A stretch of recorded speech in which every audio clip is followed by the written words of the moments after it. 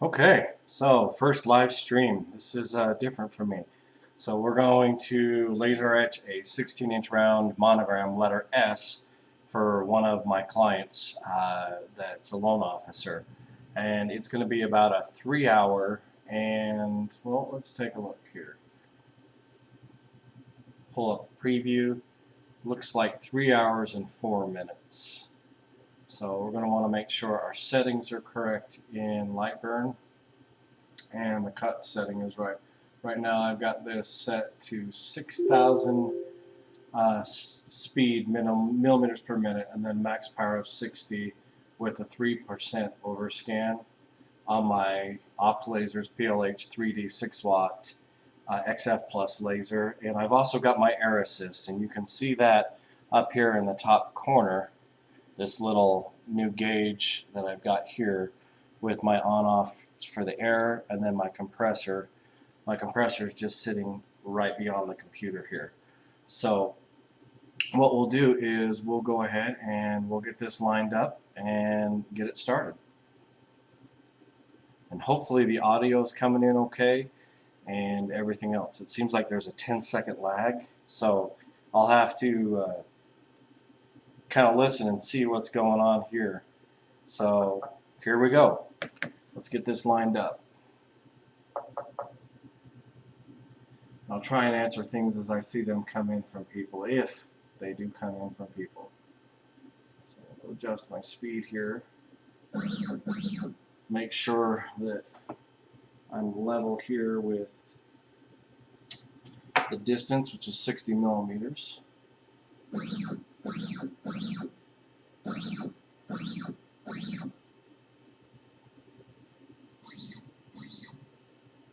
Please feel free to chime in. I haven't done one of these lives yet, and well, it's been a while since I've even done a video. So hopefully we'll get this up and going, and we'll talk shop while we do it.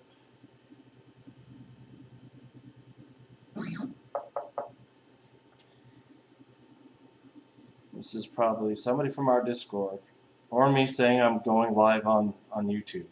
So I'll have to silence some things. One precursor, if you are listening, every now and then the compressor is going to kick on. It's a silent, kind of very quiet compressor, but also it can make some noise. So we'll see what happens here. I just got to get my safety goggles on so I don't burn my eyes. And we'll get going. Turn on the laser and the fan. Alright, fan's on. Got my mic up here so that way hopefully I'm displacing a little bit of the noise back here, and I'll scoot back a little bit when we get started here. Like, get the laser fired up and get it into place. A little bit off there, so we'll have to move that into place.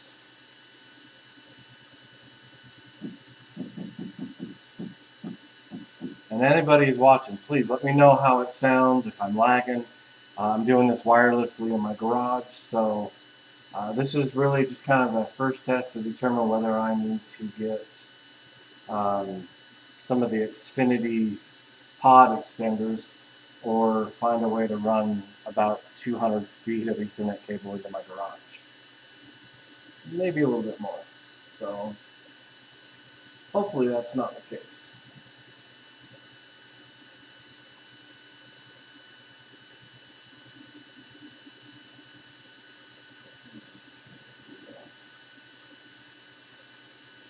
I'm going to extend this out just a little bit there. There we go.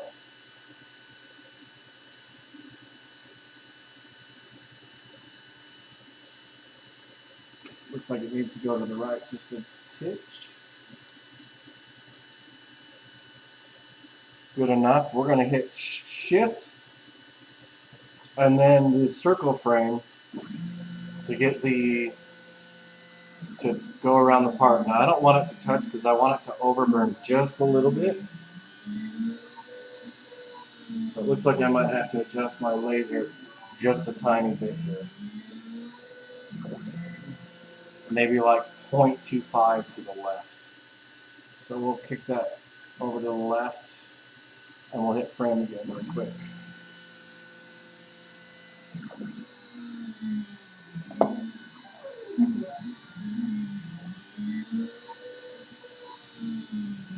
Alright, I think that's good enough to get started. Yeah, we'll go with that. I think that's good. Alright, so now we've got about, well, actually, you know what? I don't like the camera set up like that. Let's fix the camera. So, something moved here. It was the camera. So let's move that camera. Let me show you. Maybe do a new setup for the camera. We'll set up a different spot for the camera. I'm gonna get a different thing. That camera on a different tripod. Maybe. Just a chance. I'll have to see how that goes.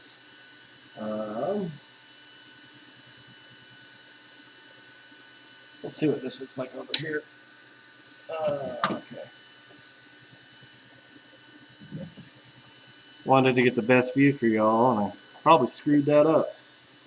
So forgive my webcam going through all of the different cords I've got going on here. Hi. Let's see if we can get that set up at a better view.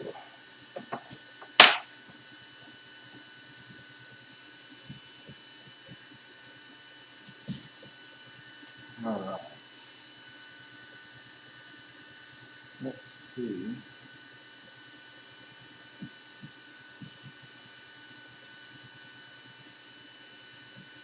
That might be a little too close. What do we do?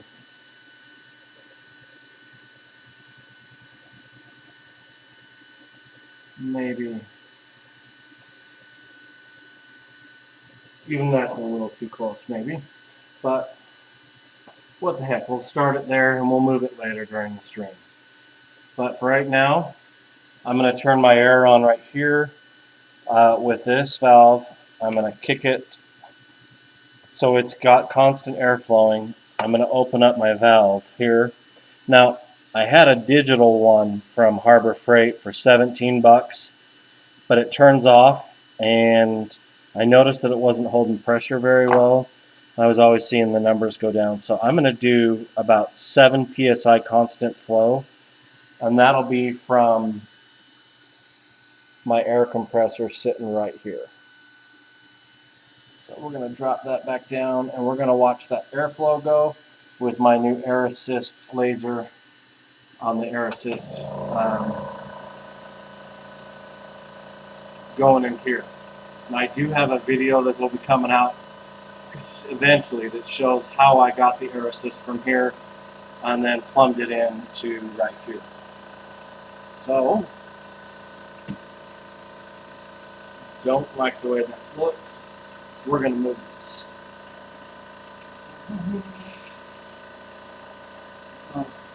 Never clean up your garage, you'll lose everything.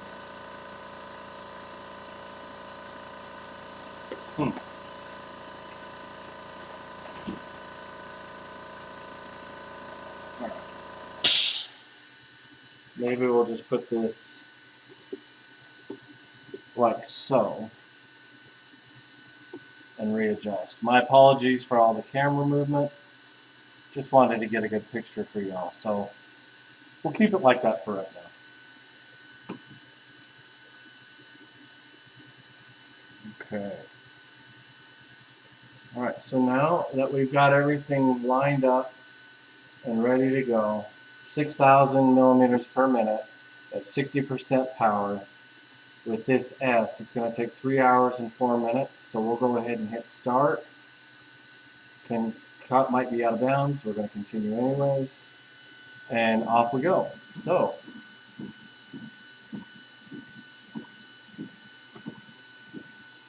it's from Gur. Do you use the full power of the laser or less? Greetings from the Netherlands. Hey Gur, how are you, man? It's nice to see you.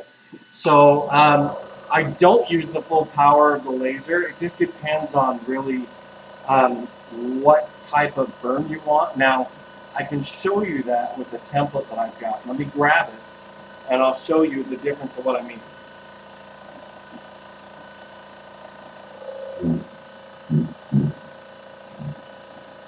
Apologize for the air compressor. All right. So, Gur, to answer your question, these right here are different power scales that I've done. So, this is on MDF here, and the MDF, as you can see, it's probably going to burn a little bit more consistent and better with everything because it's MDF. It's, you know, glued, basically plywood. So as you can see here, as I zoom in maybe a little bit, this right here, you've got your different burn scales, different colors, and that's kind of critical to find out what type of laser you're using and how deep you want it to burn or etch or cut versus this plywood. And you can see when I hold them up together, this was the same, different scale, same laser power, everything, and they're completely different. So you can see it just depends. You have to do some trial and error, and that's really going to be your best bet to determine what kind of power scale or kind of laser you want. So this one's a 6 watt, and with me running my air assist, it's going to help kind of keep the lines a little bit clearer. My first cut that I did, or etchings, with this machine, with the air assist on, you can kind of tell the difference here.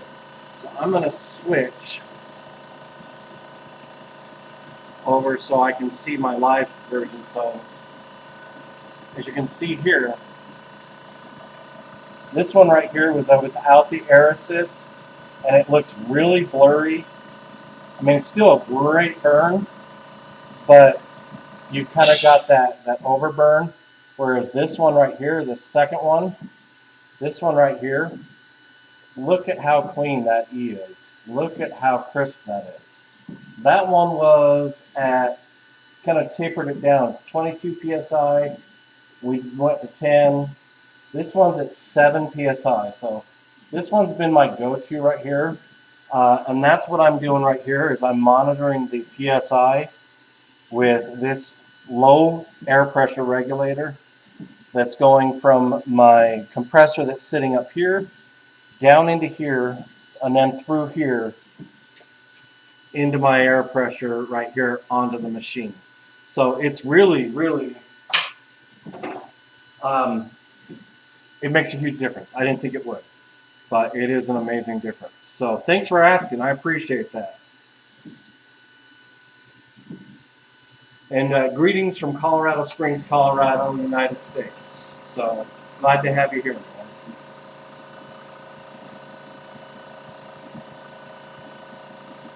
So kind of a finished product of what that'll look like, but with an H, not an S, is it'll look similar to here.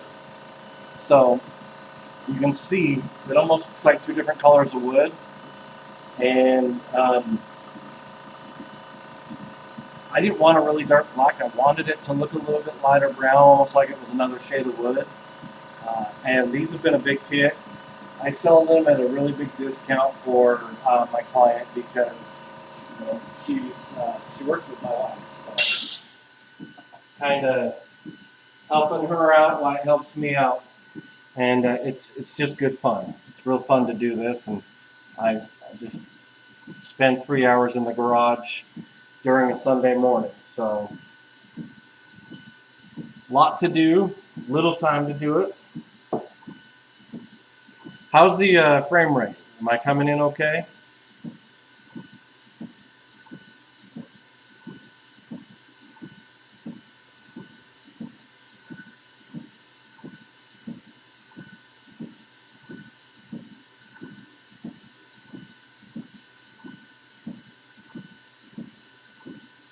Hoping I'm coming in okay. It's this is the first stream I've done. Usually I pre-record everything and do a few videos here and whatnot. So Gur, what kind of laser do you have?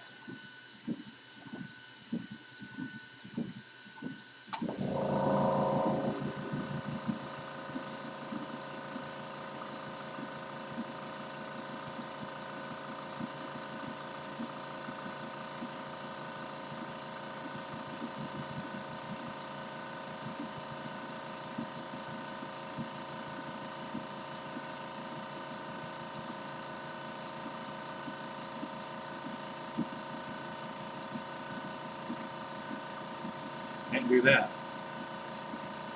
Well, I could, I guess. I could do that as a logo, but then people can't see what I'm doing, what the pattern is. So maybe I should put that back up.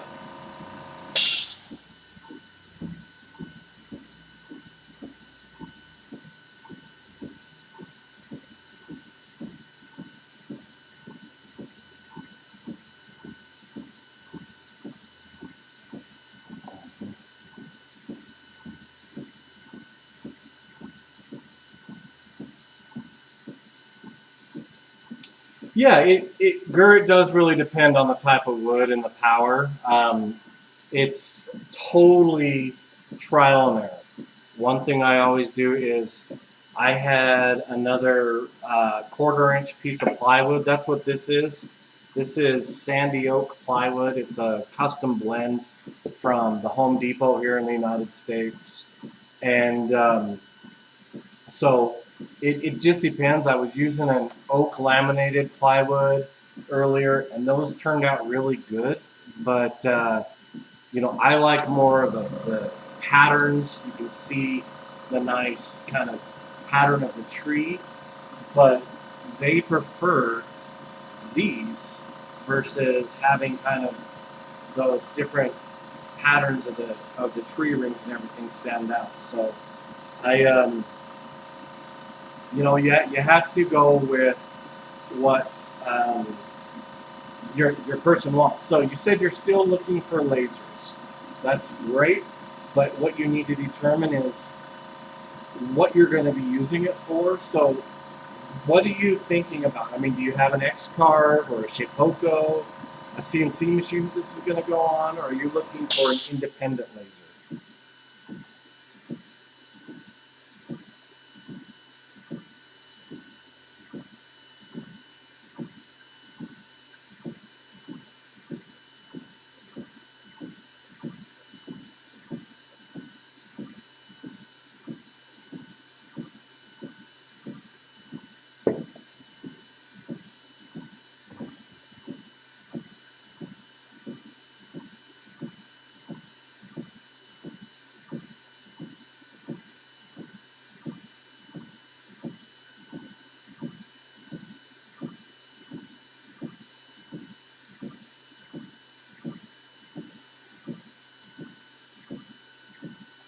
Got to clean these glasses up. And the rest of my shop. Fix that. What happens when you get cutting and doing everything? Kind of lose sight of the rest of your shop, so you got to make it a point to clean. That's much better. Much better. So I can tell you right now, I love my Opt lasers. They are from Poland, and they're a good, high-quality laser. As you can see here, they're aluminum, custom milled. So I think that one thing sets them apart from a lot of other manufacturers, and they're amazing. I've had nothing but great success with this laser. It's easy to set up. You know, I watched one of my buddies that you know, I've talked to, that's a YouTuber, on his setting up his, kind of followed that, and then I also did a video on setting up mine. But it's been a phenomenal experience, phenomenal laser, and the thing I like the most is you can change things out. So the air assist nozzle, that didn't come with it. I got that afterwards. It came with another nozzle. I'll get that out here. Got a little kind of custom box I made for it. And this is the original nozzle that it came with. The fan helps kind of push the burnt part away.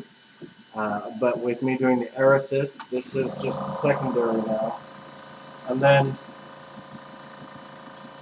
this was also part of the laser that it came with. To adjust the lens, it comes with 2 different lenses. If you can't afford it, highly recommend getting the U-spot lens. The U-spot lens is for very high detail. That way you can do like laser etched tile. You know, I've done a couple tiles, but I'm still working on it. And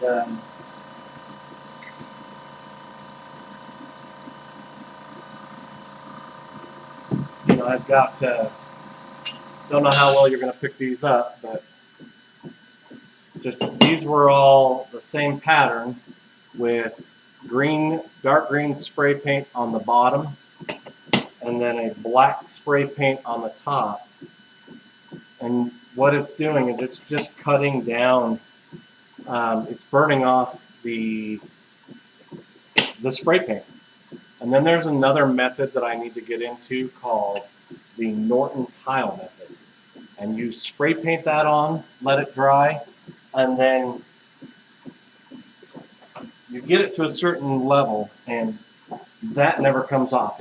I could do acetone or paint thinner, and that'll wipe right off.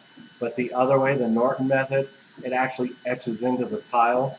So you could use that in kitchen, bathroom, whatever you wanted. So, I mean, that's something that's really cool too. But I think, though, if you are looking at lasers, make sure that you find what's best for you. Don't let anybody tell you what's the best. I enjoy my up lasers. There are people that have the J-Tech laser here in the United States. It's very popular for the X-Carve and like the Shapeoko. But I don't think it has as many capabilities of switching things out or doing the air assist for op lasers. So it's really just preference on what you prefer. Because if you don't get what you like or what you prefer, and you just listen to the mass of what everybody else gets, you're looking for something that it's going to suit you. And so this obviously suits me. I'm going to be getting a laser upgrade on this. I'm going to get the U-spot eventually, which is a better laser head. But you know, I've got to save up and be able to afford that. So you just got your first X-Carve. Holy cow. So that is awesome. It's an amazing machine. You're going to break bits. I would highly recommend watching a couple different YouTubers. You know, I've got a few things out, but you know, I've been going to school and doing a whole bunch of other things that really have just kept my time and unfortunately taken me away from the videos. But the X-Carve's amazing. You know, I've got a couple different bits. You know, I get these in the masses. You're gonna break them nonstop. But the X-Carve is great fun, man. It is so much fun to play with. I built the spoil board that you see here. I've got the laptop stand. I'll pull back off of this and show you. So I built this laptop stand with the X-Carve, and that's on the Inventables website. It's really cool that you can do all this. So with you having an X-Carve, the two prominent ones here in the United States, or the two prominent laser manufacturers that I've seen, are the J-Tech and then the Op Lasers team out of Poland. I mean, you've got a space here of 30 by 30, basically, that you can carve. Now, did you get the X-Carve Pro, or did you get the X-Carve like I've got here, the 1000 series?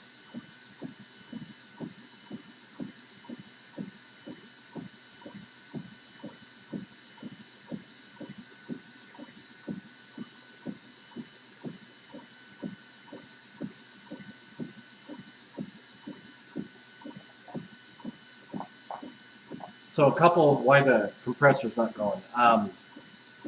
Worth Effort has a video on the X-Carve of making sure that everything's kind of surfaced. So check out Worth Effort. Nice, the 1000 series, cool. That'll help you. I used the New Brit Workshop to install mine. Now, I did, however, did you get the upgrades, or did you just get the stock? Did you buy the upgrade pieces?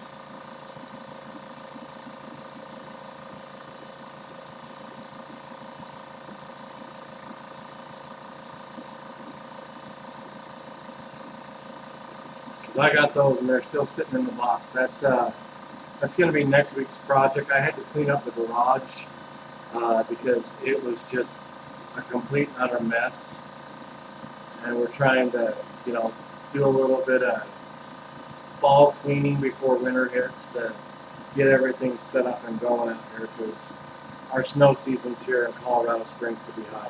Sweet, you got the upgrades. So do you already have the upgrades installed? Did you do that with the install? So you're one step ahead of me already. That's awesome. Question for you. Did you get rid of the clicking noise? If not, go to the Everything X-Carve Facebook group, and I'll have to find out who it is. But they found out that the firmware needs to be updated a little bit more outside of Inventables of what they said. And it actually makes it sound so much better. So let me see if I can find that for you.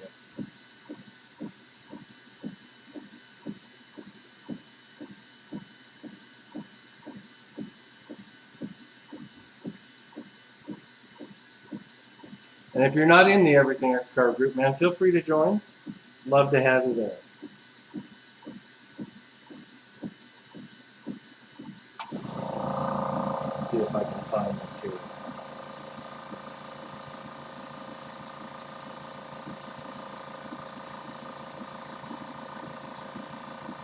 Now, I know that Op Lasers also, I've got a coupon on there right now.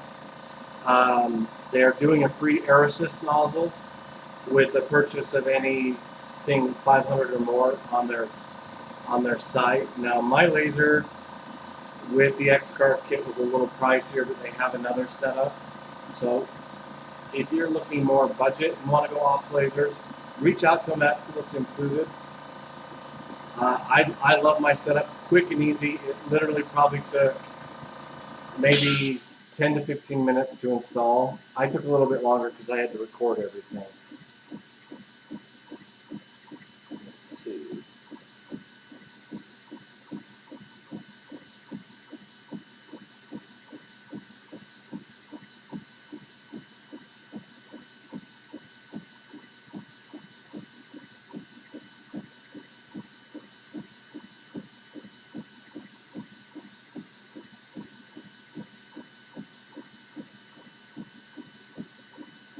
Trying to find that.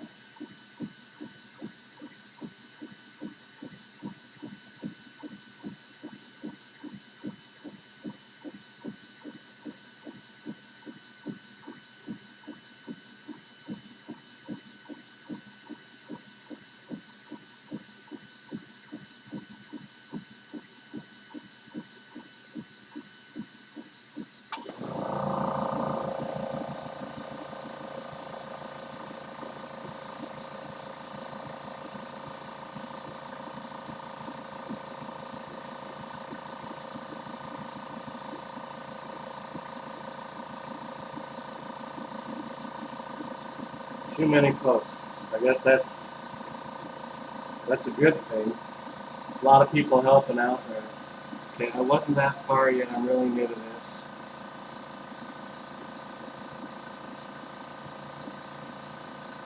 That's cool, man. You know,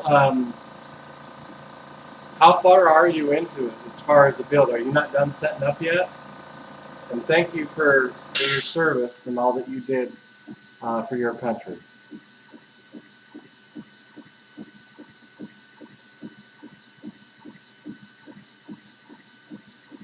There's a lot of vets in our group, man. A lot of vets. A lot of active as well. Another one of our admins lives here in Colorado Springs, not too far from me, and he's active Army.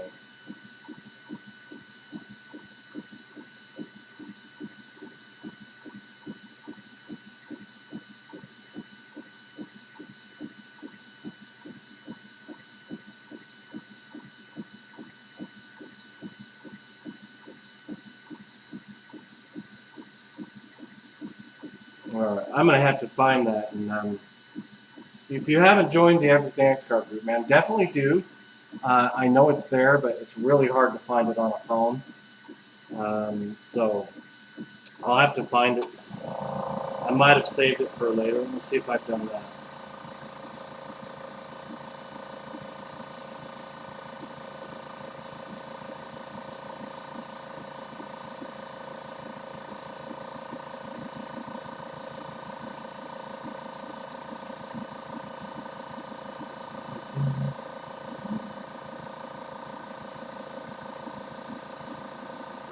I'll have to find it for you, man.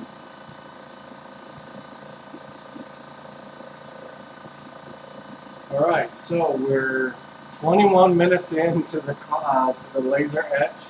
One thing I've noticed though is it's actually kind of nice to sit here and talk to somebody while I'm doing this. I usually just sit here and I'll jam out to music. I'll batch out a whole bunch of these. Now, I don't cut these on my X-Carve. I'll get my Bosch router, and I've got a circle kit that I use, and that way I can just use these and cut them out all at once, because it's a lot quicker, because I can't put a full 4-foot by 8-foot sheet on the X-Carve. It's just a lot quicker and easier just to cut them out. You know, it's kind of sad that I use the laser almost now more than I do my X-Carve. Like I don't know if you can see this, but the laser etched Aztec Star Wars, I'm going to get a darker one of that. Oh yeah, definitely have to make some room. I got a 4-foot by 6-foot table, and I use every bit of it, so make sure that you've got a good dust control or a dust system, and that you're very well ventilated.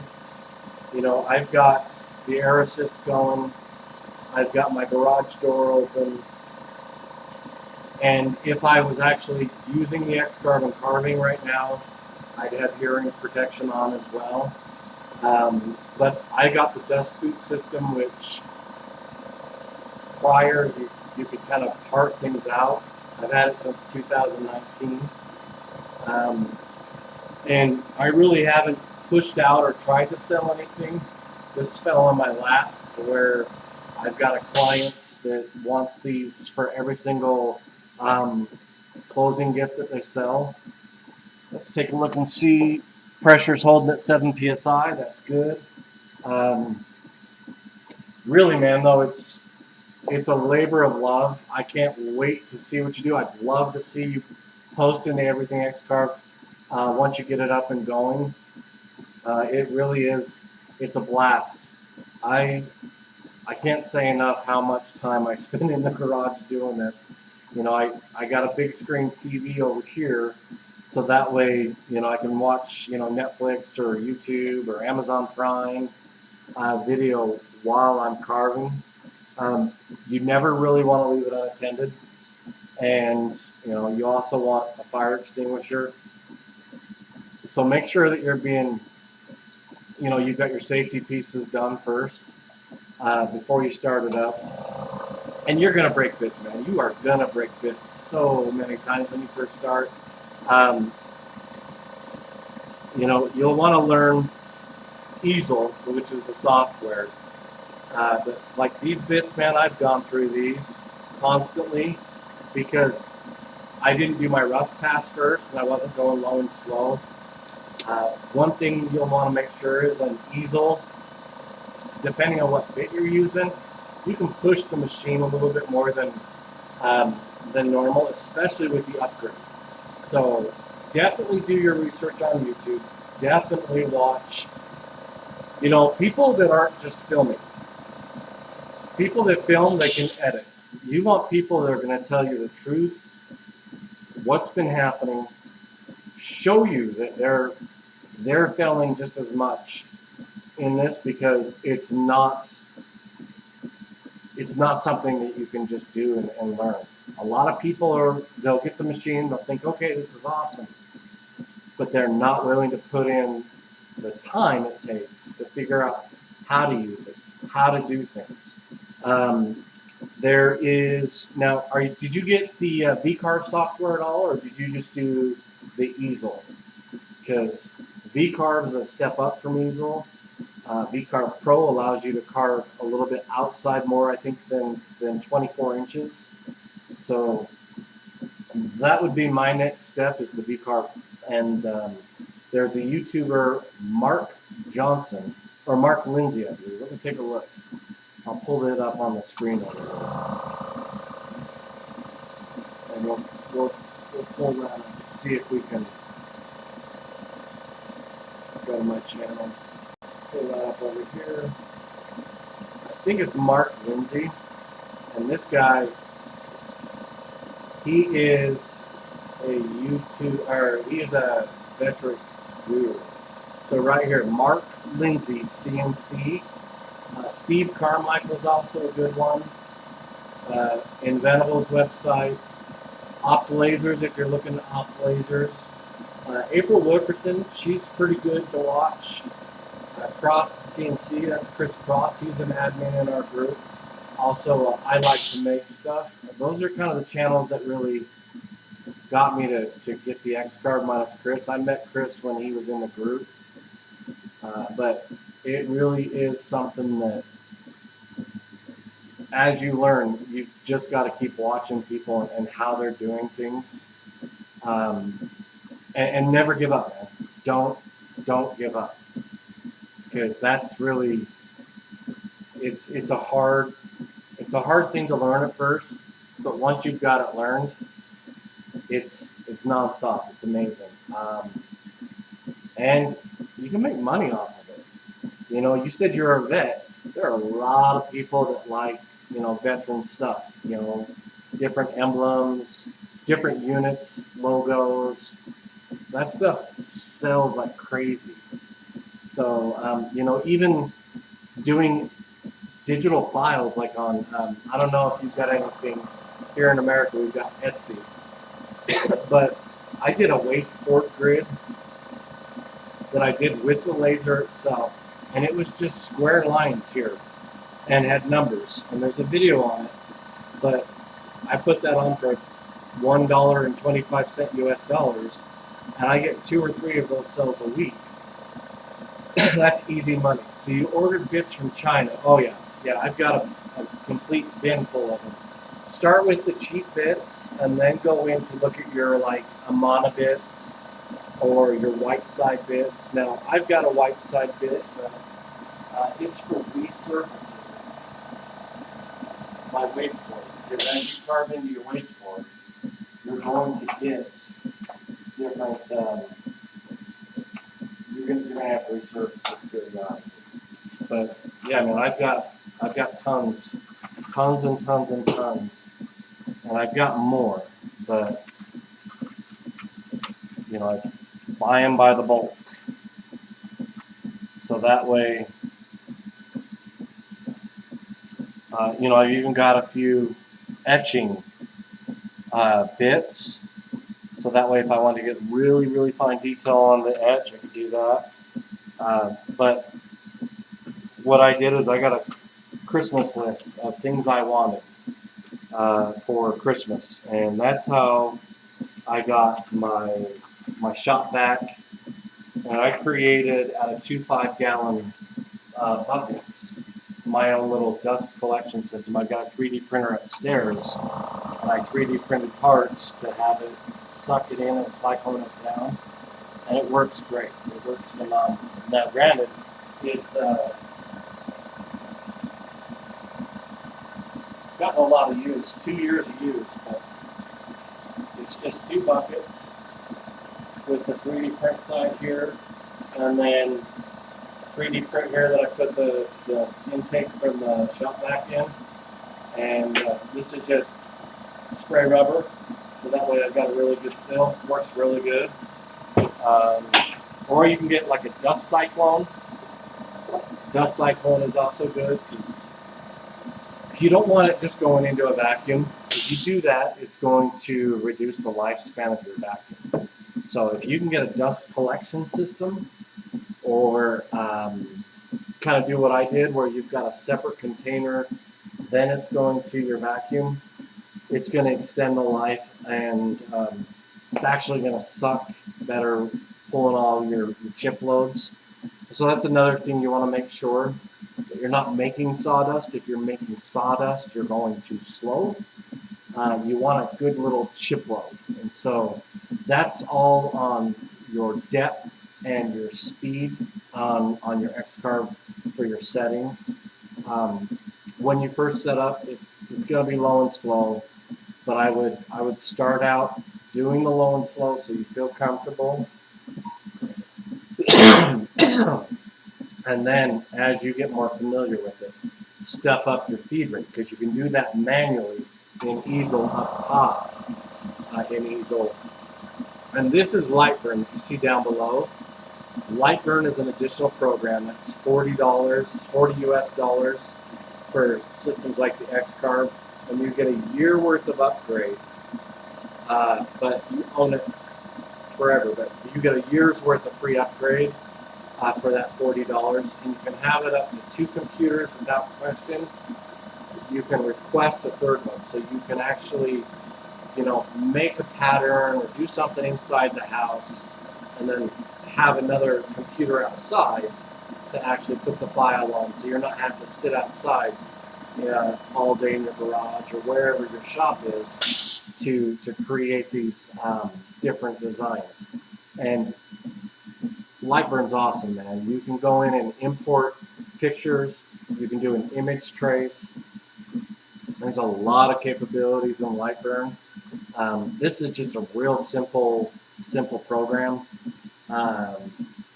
And YouTube, man. YouTube, I've learned everything I did on YouTube on this.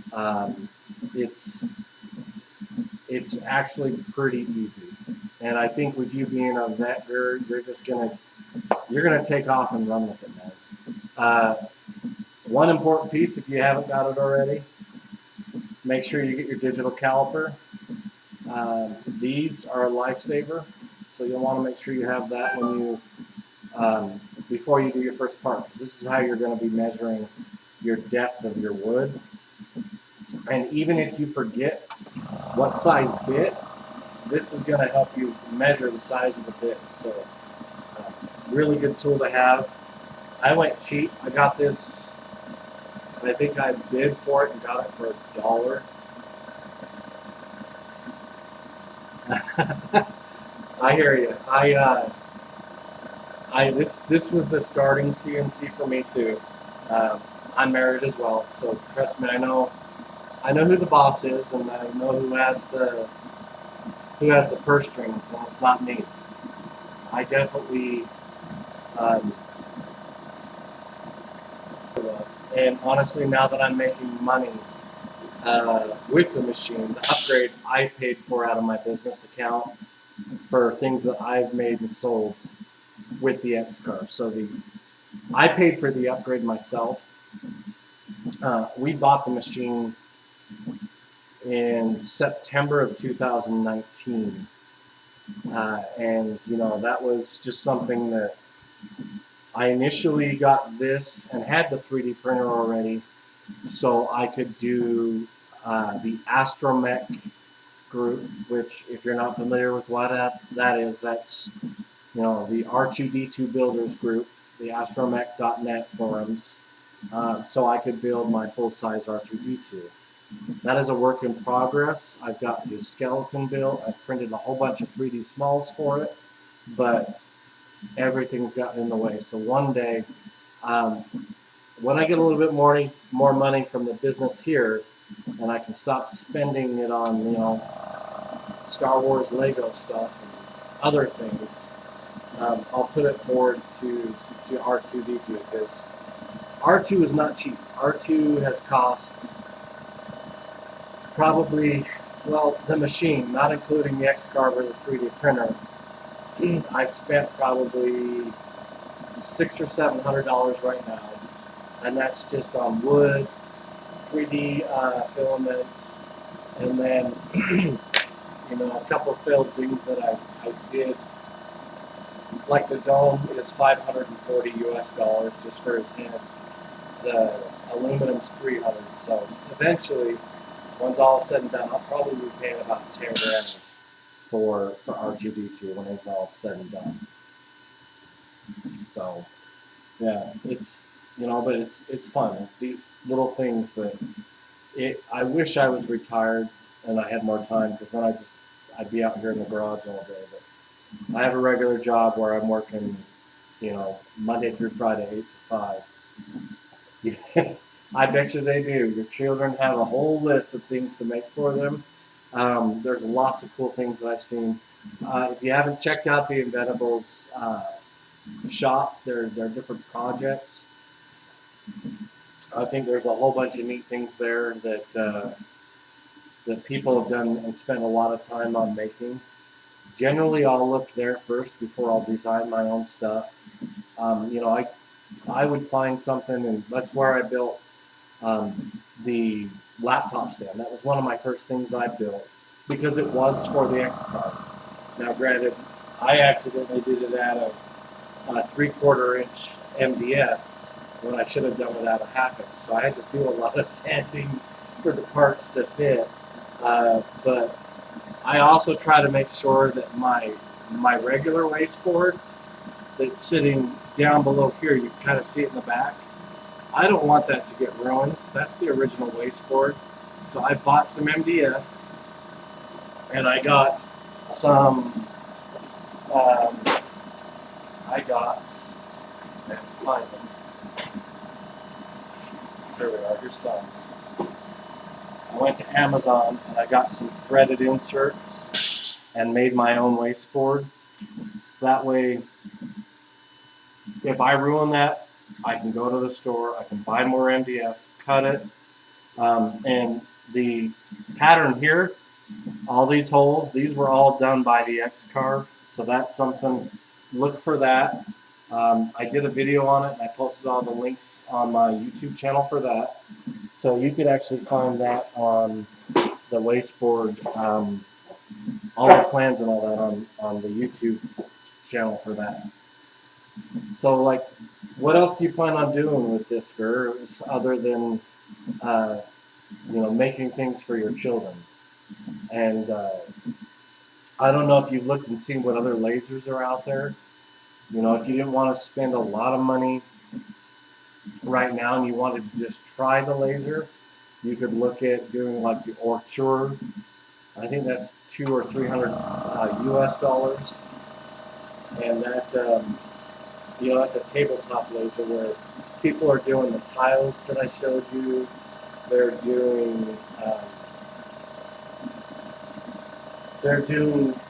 where is it?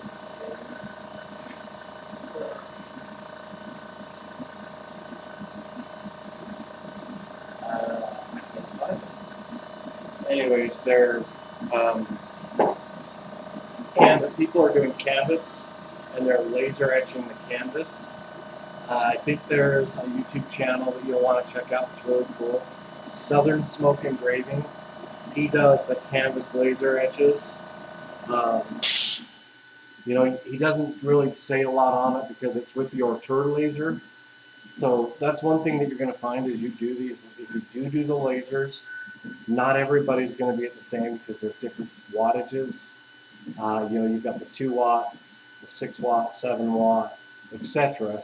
You know, Oct Lasers has a 15 watt. So it just depends really what you want to do. Like, I can cut 3mm plywood with the laser and then bring the laser down slightly after each pass. You know, it takes about 3 passes, so you're looking about a half hour. But, you know, I've done one cutout with it. I would rather actually kind of just make sure I've got my lines, do a deep cut, and then sand out the rest as it falls off. Because it just makes it look nicer, and you don't have to worry about it chipping into the wood, depending on what kind of wood you're using. So, a couple other things, like I've made some Dungeons and Dragons dice trays, dice holders for my daughter, her boyfriend, and I used pine initially for that, because they want over time it to look beat up and ragged and just beat up. So because pine's such a soft wood, that bits eat it up. That's awesome. But if you're going to do bits or wood like Purple Heart, you're going to have to back the machine up significantly, slow it down, and really pay attention, because the different density of wood, you want to get a wood chart to kind of help guide you down that path. I think there's an app called Millwright CNC that also helps you with speeds and feeds. Let me take a look and see if that's what it is.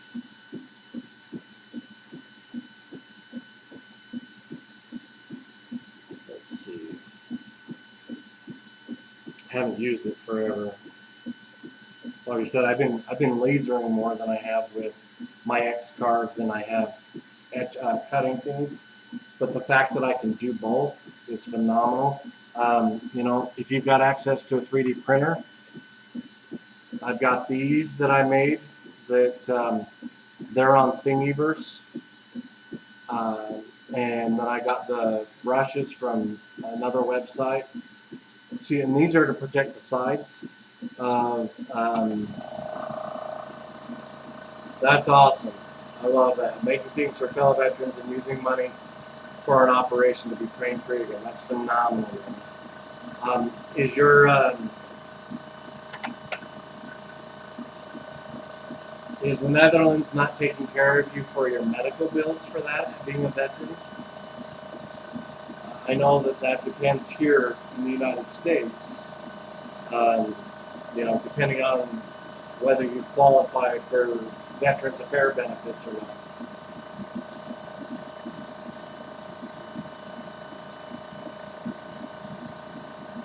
Yeah, that app I was telling you about, it is Millwright CNC.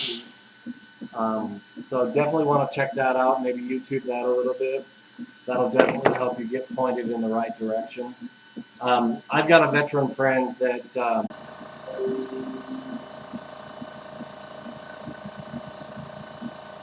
okay, I think I'm back. I lost connection there for a minute. Don't know what happened. But I'm back, so I apologize. But I don't remember what I was even saying. But really, I think you're going to have a lot of fun with this. My veteran buddy's done a lot of stuff, and it's just been a really good kind of healing experience for him, and gets him outside of the house doing something. And she definitely puts him to work. She quit her job, and he cuts all the stuff on the X-Carve, and then she laser etches everything that she can. But you know, they're both basically retired, and he works for her because he's 100% disabled, so he can't make any money. So he's basically working for free for his wife. But really good fun, and they have a good time doing it. And they've got a lot of neat stuff. Let's see. Make sure my stream's still going. It is. Very cool.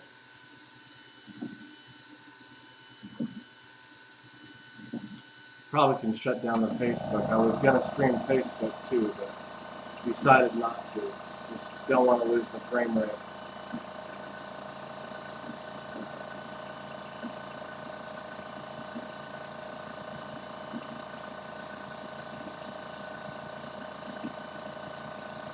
Damn. Well, that's no fun. You get a little help, but not all of it. And it's here in the U.S. that you're going to get operated on, huh? That's cool, man. Well, you know, hopefully you get treated well while you're here.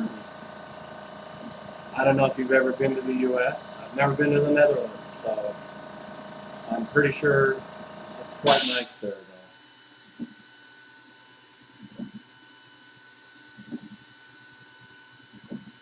All right, we are 46 minutes in on the laser, and getting a little more detail as we go.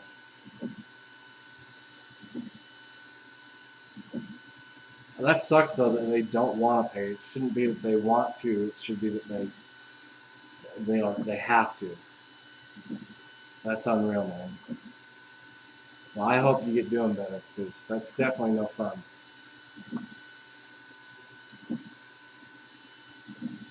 Oh, another thing, if you're gonna, with you, like you said, you had kids. I went to Amazon, another set of safety glasses, so that way, if you do get the laser, you've got a second pair for somebody to come out and hang out with you, because you never want to look at the laser, obviously. So, food for thought. Get another pair of laser lens goggles for protection for you or for your kids or your wife. So that way they can come out and look. My wife doesn't come out much, but when she does, she'll stare at the machine for a while. I don't know what happens, but I keep losing signal. Sorry about that. I don't know what's going on with my bandwidth right now. So my apologies about cutting in and out. That probably means I need to get a better computer out here. And hopefully it doesn't sound like I'm yelling. I've got my Rode Wireless Go hooked up here, so that way you're not hearing the compressor and the laser as much.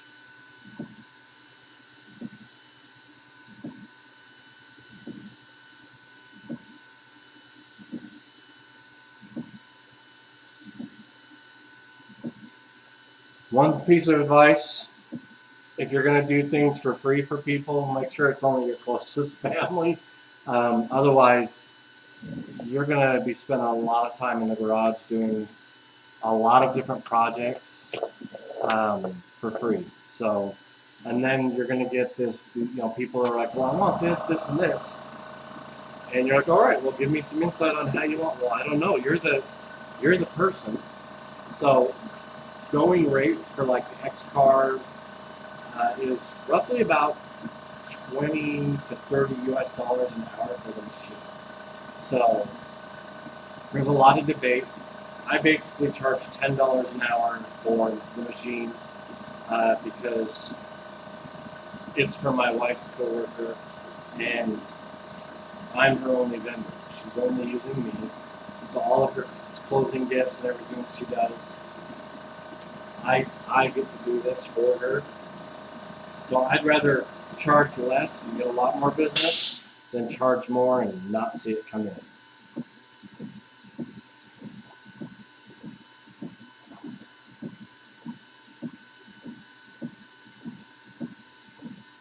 And thanks for hanging out, man. That's way cool of you to kind of hang out and just chill here and listen to me BS and talk without actually being able to hear you. So thank you.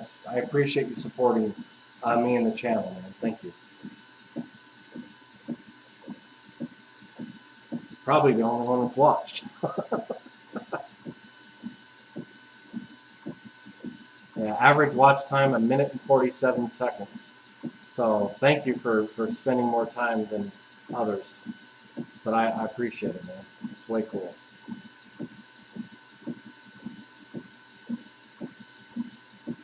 And this is my first stream, so am I missing a little bit here at the box? What's going on? Let's take a look. I am missing all over here on the right side. Why is that? I didn't know that. I didn't know I could enlarge this a little bit more. Let's put me to the side.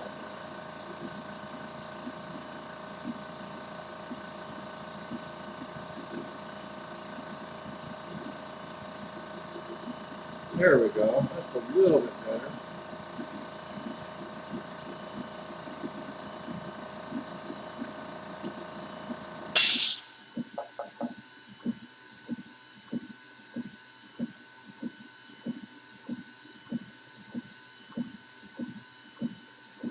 That's too big. I don't want to be that big. There we go. All right. That's probably because it kicked out, so. There we go.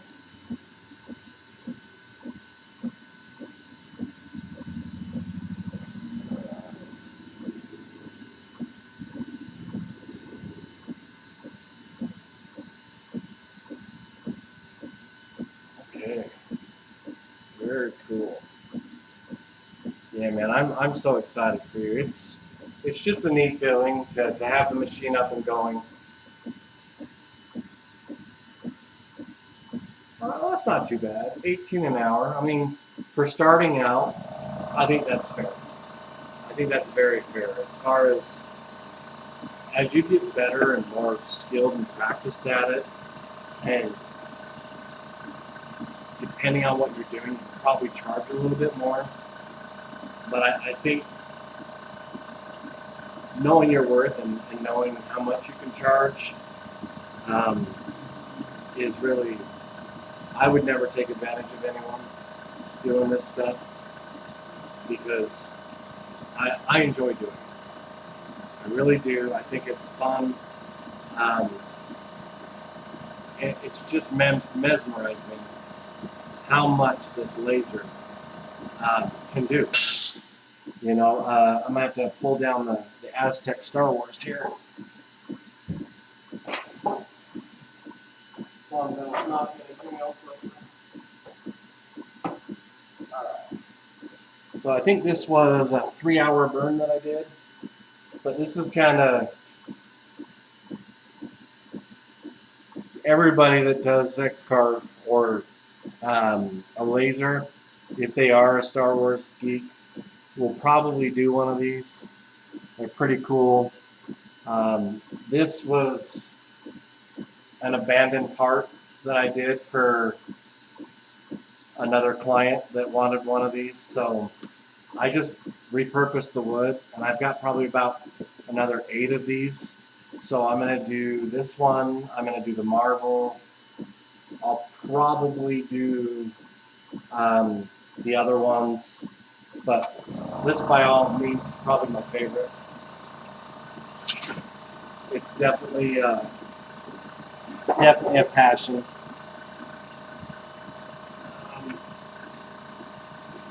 Clamping.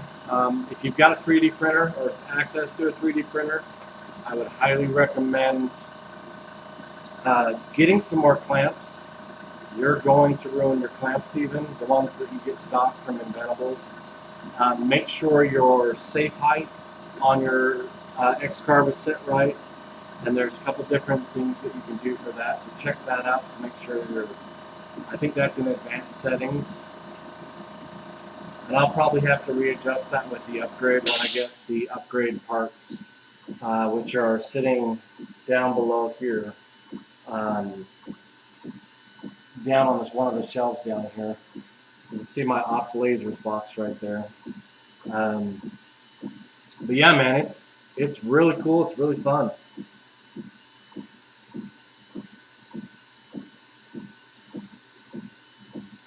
It's also really warm here, so it'd be nicer if I had air conditioning for summer and heat for winter, but I guess that's what the door and the windows are for.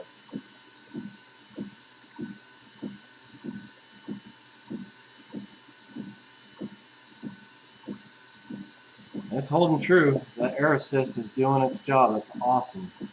I love that.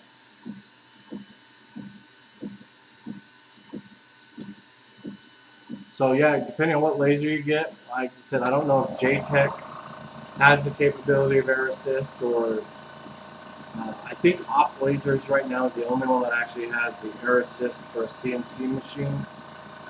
I know that there's only a handful of people really that have the op lasers laser because it's a little pricier, but I think it's hands down worth it. Definitely worth it. And you probably wouldn't have to wait as long being in the Netherlands versus here in the United States.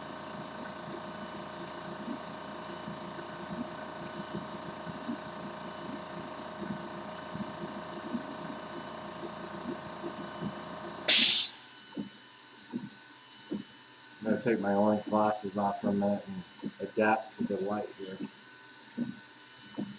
Just can't look at the laser while I'm doing it.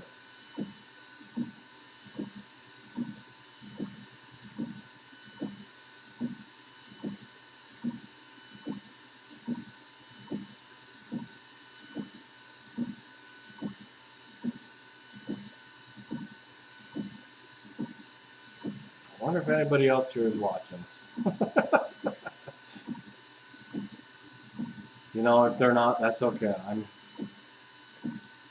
Those that are watching, if I've helped you at all, then I've done my job producing content. So I'm just glad y'all are here and hanging out. Probably should have gotten a bigger coffee cup though today. I might actually have to pause and go upstairs and get me some more coffee.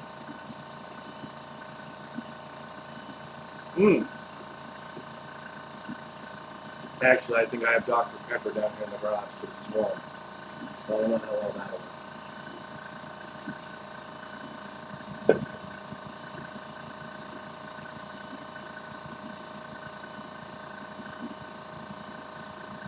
How's the noise on the compressor? Is it loud? How much is it coming through the mic right now?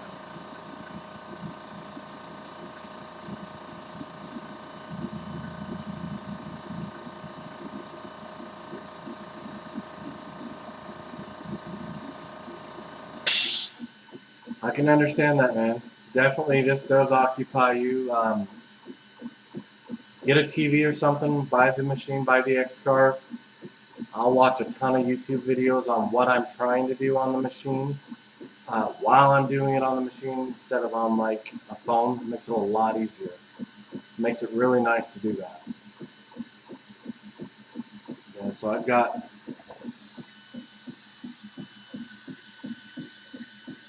TV right there, computer here, machine here. My whiteboard I made for projects, so that's a 4-foot by 8-foot sheet of plywood with a 5-foot by 9-foot high gloss vinyl, and then chalk paint. So, you know, that would normally be $300-400. I made that for under 75 bucks, and I love it. It keeps track of all my projects, my video editing. So I've got my whole setup right here in the garage ready to go. Keeps me honest with, honestly I should have this S that I'm doing right now up on that to do, but this just came in, so I'm just knocking it out all today so I can get it pushed back out on the weekend and not have to worry about taking 3 hours of my time sitting here watching in the evening, because it's Labor Day weekend here in the United States, so I've got to fire up my smoker, and we're gonna cook some ribs tomorrow, and I can't really be there and here at the same time. Of course, I don't really need to be. So it's 8 o'clock there, huh? Okay. It's 11:52 a.m. here in Colorado. So, man, it's quite the gap. 9-hour difference. I think when I'm talking to the guys at Opt Lasers, I think we're a 7-hour difference from Poland from here. I'd really like to go overseas eventually one day and take my wife and, you know, go visit where my family's from. They're from Lanarkshire, Scotland. So I'd really like to go back and see, you know, where my family heritage came from. And make some really cool Scottish stuff too, like family cross, or, you know, their badge from the Gordon clan, which would be really cool. Maybe that'd be a good project to do, is my family crest. I might have to do that now in laser etching. Or when I get proficient enough with V-Carve or Aspire. Aspire is an expensive program, but it's $2,000. And I'm not there yet. But to have a 3D carved, that would be way cool. But I know that would take a lot of time and effort to figure that out. And unfortunately, I don't have that yet. So I think that'll be something that'd be really cool. Definitely check out V-Carve as you start. It's definitely something that you would want to wrap your head around it and get to become knowledgeable with it. I started out in easel because I wanted everybody to see my journey. This is just something that I've done as a hobby. I tried to go in and make sure that I was explaining everything as I was learning and as I'm doing it. If I make a mistake, people that are watching me are going to know, because I want to make sure that they're experiencing what I experienced. They're going to know this isn't easy. This isn't something that's you push the button and it all does it. Granted, it's doing it now with the laser, but it took a lot of time and effort to figure out how to do this, how to batch it. Like the circle line here that you see. I get this line up, and then that X is kind of where I match it to do it. So I've got all that lined up. So I can batch these, because I make probably anywhere from 10 to 20 of these a month. And each one takes 3 hours. So, I mean, it's definitely something that it will take your time, but it's awesome. It's way cool.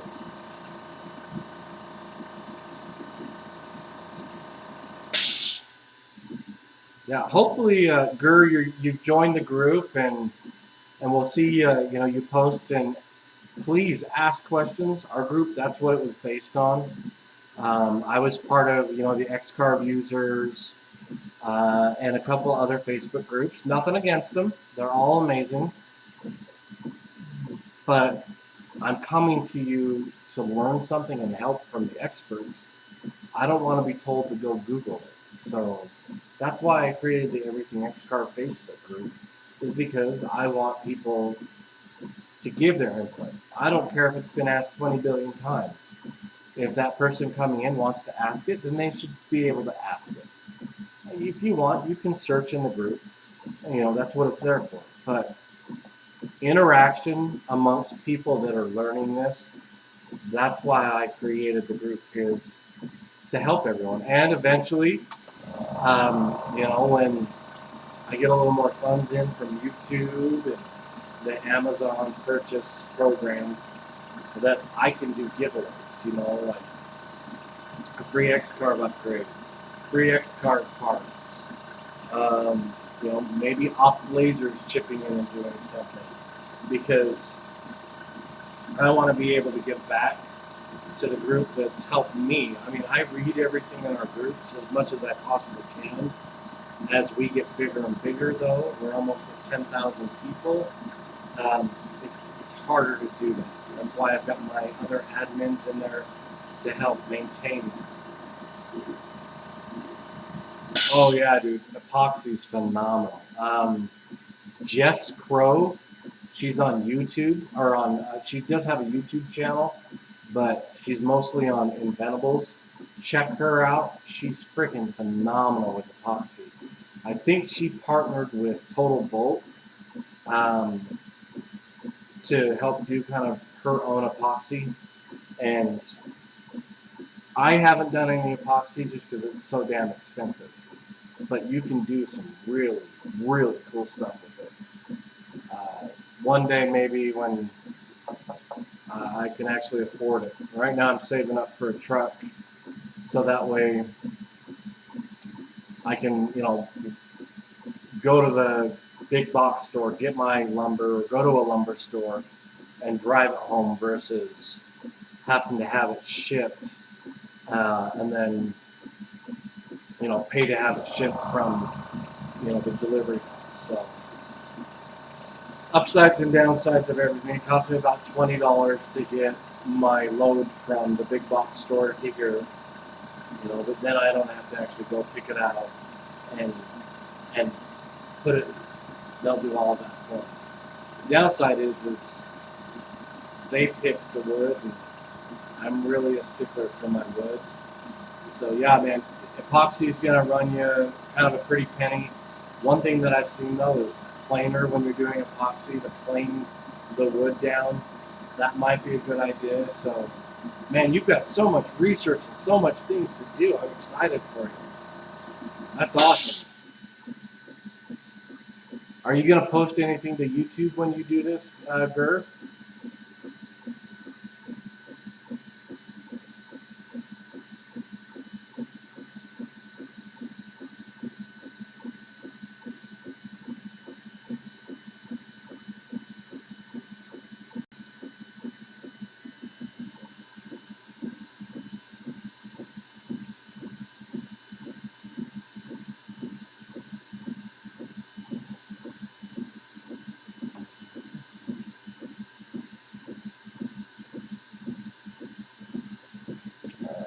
I do need to grab a soda. I'm just gonna grab one here in the garage. It's warm, but it's wet. So,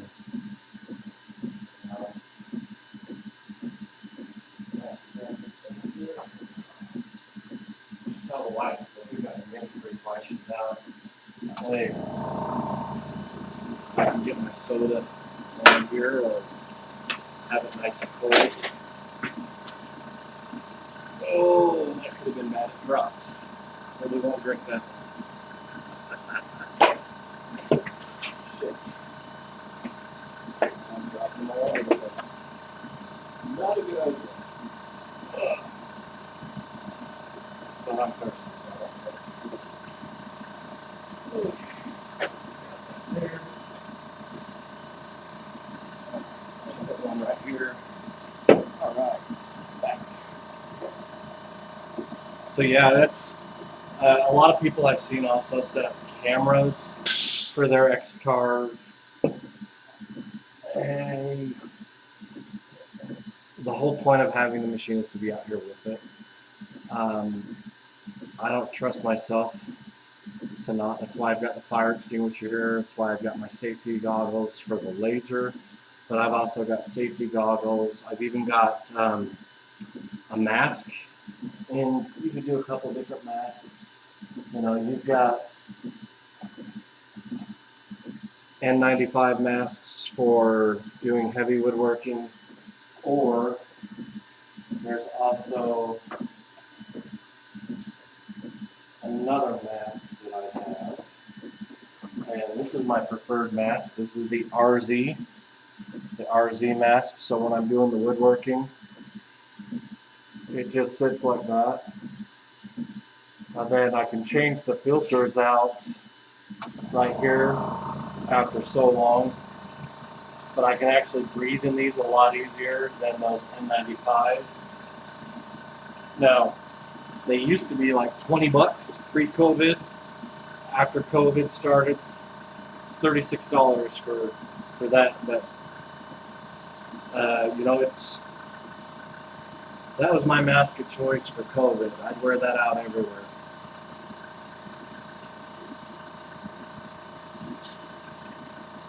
Oh, dude.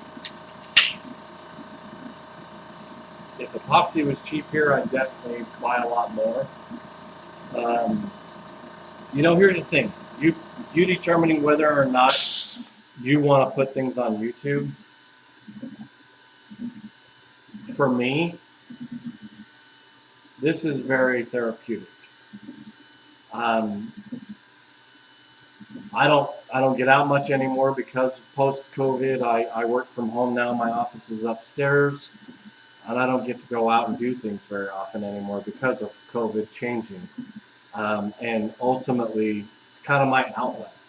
So I don't post just to post on YouTube. I post to make sure it's meaningful content. The fact that I'm doing my first live stream right now should probably tell you that. It's just something that I don't care what other people say in the comments. If I You know, they don't have to watch. This is just an experience. I don't plan on making any money off of it. If I did, I'd probably try to grind out more videos, but I want the content to actually mean something. And to hang out and just talk to somebody right now like I'm doing right now, this is awesome. You know, it might just be you, and I'm okay with it. I think is any insight I could give you from having the experiences that I've got when I first started this machine, I'm there every step of the way to help you as much as I possibly can. Because, like I said, it's not going to be an easy journey for you, but it's going to be an awesome journey, and whatever we can do to help you with that, you know, that's what the channels are for. That's what the Facebook groups are for. It's not to poke fun, be political, or just be a jerk. You know, people can be jerks elsewhere. It's really here to just kind of help and be part of a community. I myself have the M3 mask with filters. Nice. Yeah, man, I'm not much of the safety kind of person, but the wife kind of made me. I used to do the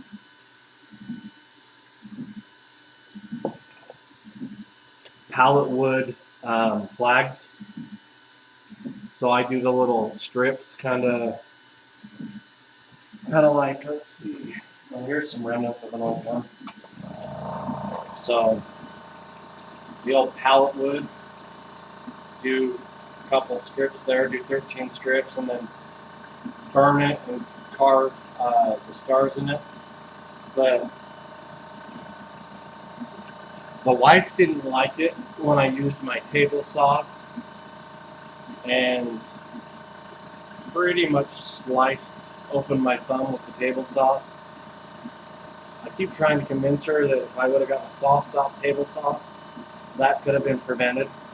So, little PSA, saw stop, if you want to send me one, I'd gladly get rid of the little neon green table saw I have and pick up the whole garage just with your machine. You know, a little shameless plug there. Unfortunately, I'm probably too small for that as far as a channel, but I would definitely make sure that I plugged the hell out of your machine because it would have saved me about $2,000 on my thumb. Let's see, now I have the Sony 8.7 and it costs too much and I'm afraid. Oh, bro. Camera. Webcam on here, and then a webcam here. These are all webcams, cheap Logitech webcams. What I shoot on for my actual videos for my YouTube channel, Samsung Galaxy S7s and a Samsung Galaxy S9. They're old phones that we don't use anymore. I don't have a DSLR. I use what I have. The one thing that I do pay for that cost me $200 is the Rode Wireless Go mic. $200 because people are more concerned about having quality audio than quality video. They'll get by with video being okay, but if they can't hear you good and the audio sucks, you just got to do some research. Some people don't even do audio. Some people will do music in the background and just have the video, like they'll post this 3 hours of this, just this, nothing else, not the face, not the program, and not the gauge over here monitoring the PSI. You know, I didn't know if I was going to do this or set up another angle for the camera, and I could, but you know, I'm just hanging out Sunday morning in the garage.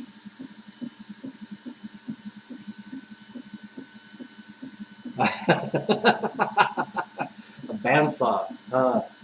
Yeah, I don't have one of those yet. I would love to get a bandsaw to add it to the arsenal of saws. The wife, though, she spoiled me for my birthday this year, and I got a Bosch hammer drill, a Bosch drill, and then a Bosch Sawzall, all in a little pack with 2 batteries. One is a power, like a 4 amp, 18 amp, or excuse me, 4 amp, 18 volt battery. But I'll tell you, man, this is gonna play with that.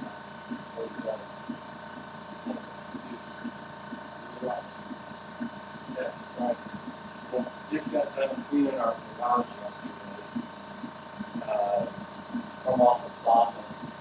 Another thing, you want to get probably a air purifier if you don't have one in your shop area, because you're going to produce a lot of dust.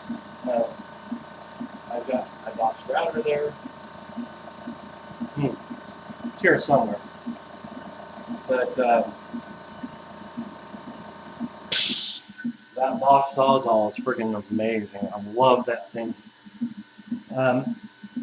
Bandsaw would be really nice to kind of cut some fine lines before you carve to clamp down to fit.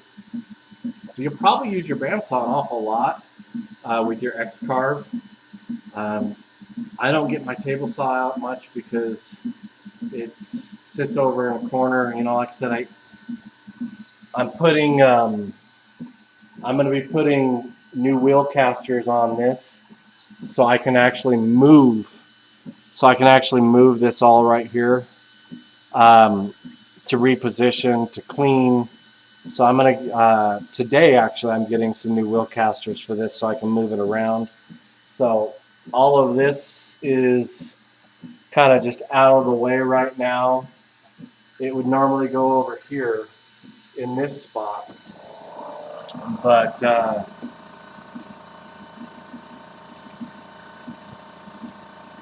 that's tomorrow's project. And then once I get done with that, I'm going to build an all-enclosed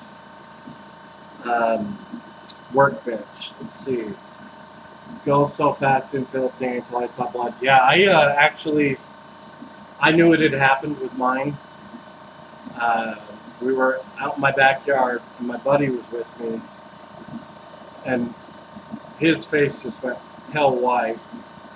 I started holding my thumb, and I said, "Hey, go get me a towel, and don't tell my wife." Those were my first words. I'm like, "Go get me a towel. Don't tell my wife." So he went in, got the towel, wrapped it up, and I'm walking upstairs and tell my wife, I'm like, "Hey, honey, I think we need to go to the ER. I kind of got my thumb stuck in the table saw." And she freaks out, flipping out, running around.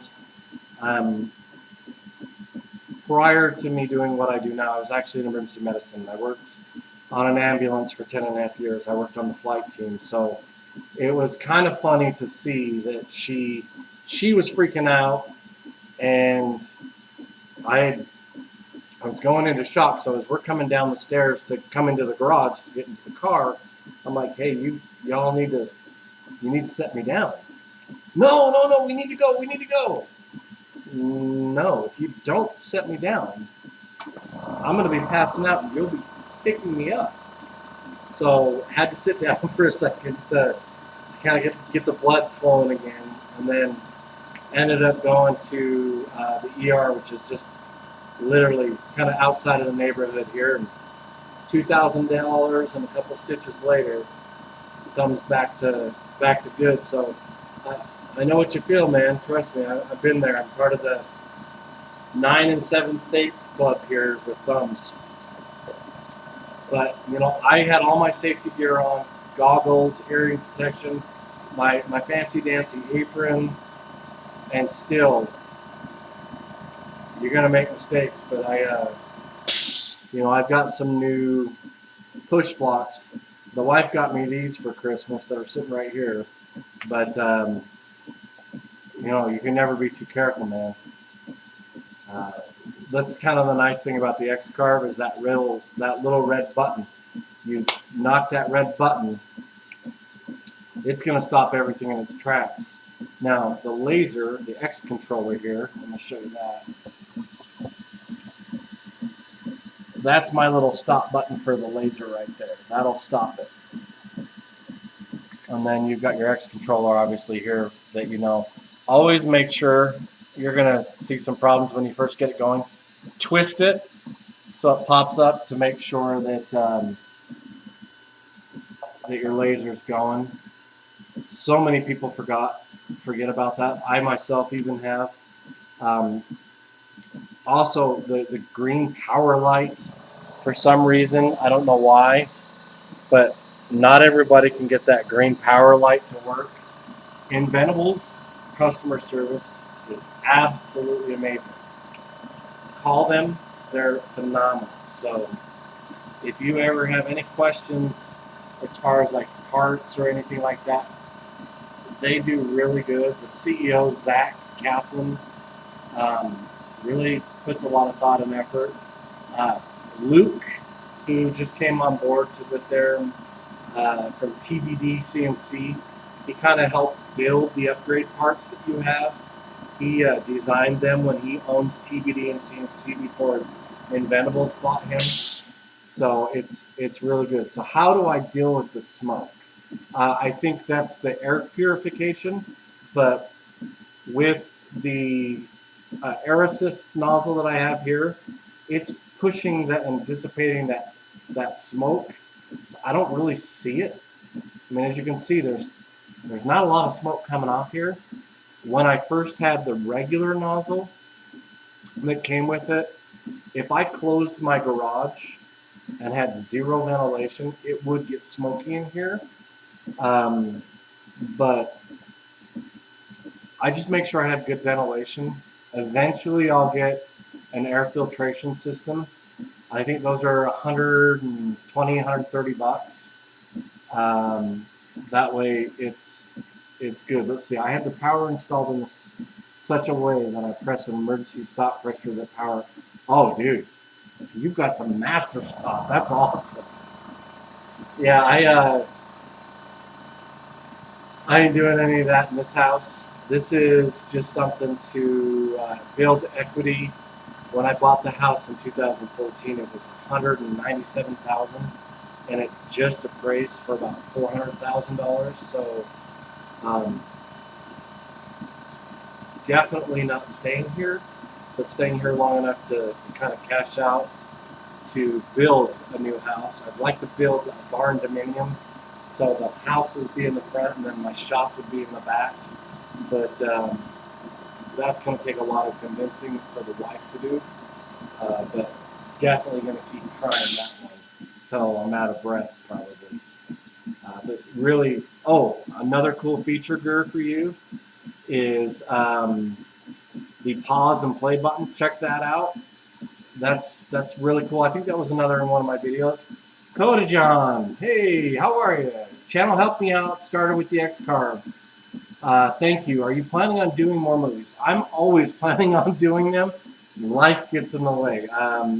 But I also would rather produce content that you want to watch versus, hey, here's me doing this. Watch it. Thanks.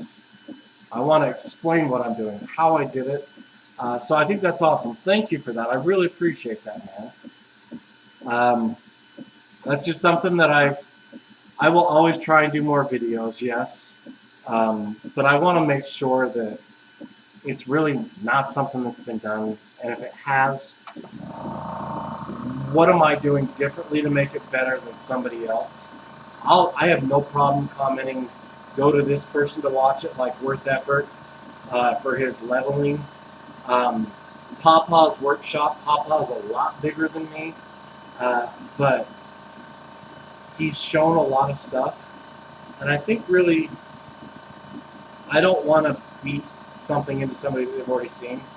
That's just, okay, well, I've already seen it. Why am I going to watch yours versus this one? So I try to do enough research to make sure that I'm not duplicating something else. I want to be more authentic. Now, granted, if I find something better, then I will do that. You know, I've got Let's see if I can show you. Yeah, the IoT relay. I didn't do a video on that because it's already been done. Everybody's got that. Now, the opt lasers, not a lot of people have the opt lasers. The air assist, how I've set that up, I have not seen anybody do this yet.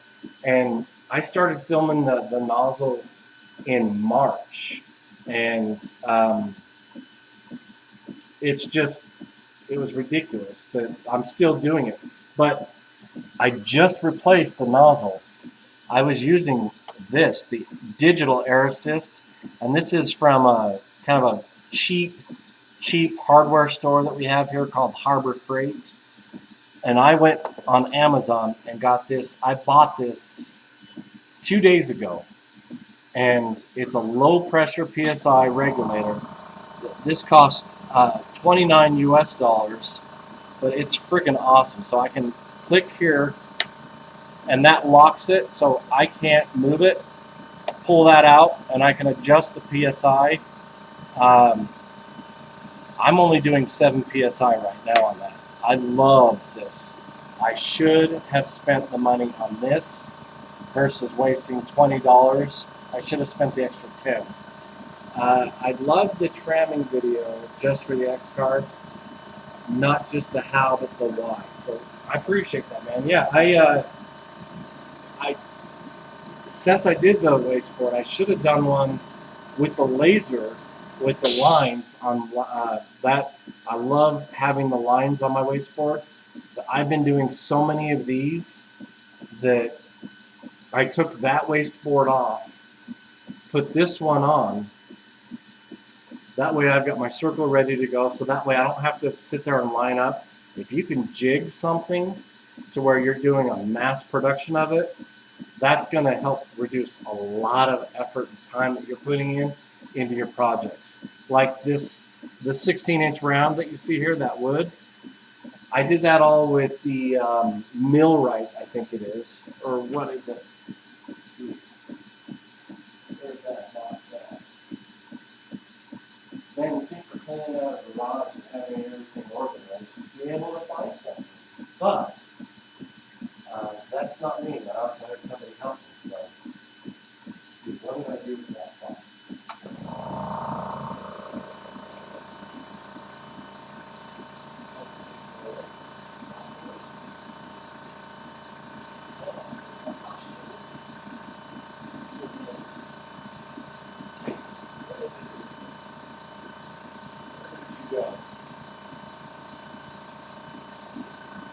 Anyway, it's a circle cutting jig. I'll have to find it. There it is.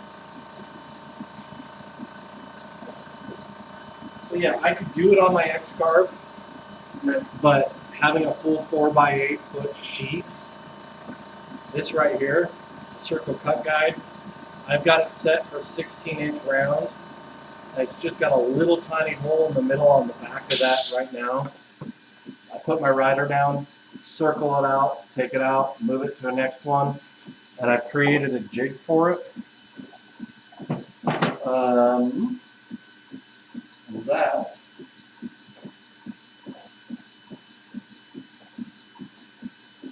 so I'll put my center hole here, mark it, and then take it off, put that down, run my twine line here, and then my 2 holes to where I'm going to staple the twine in.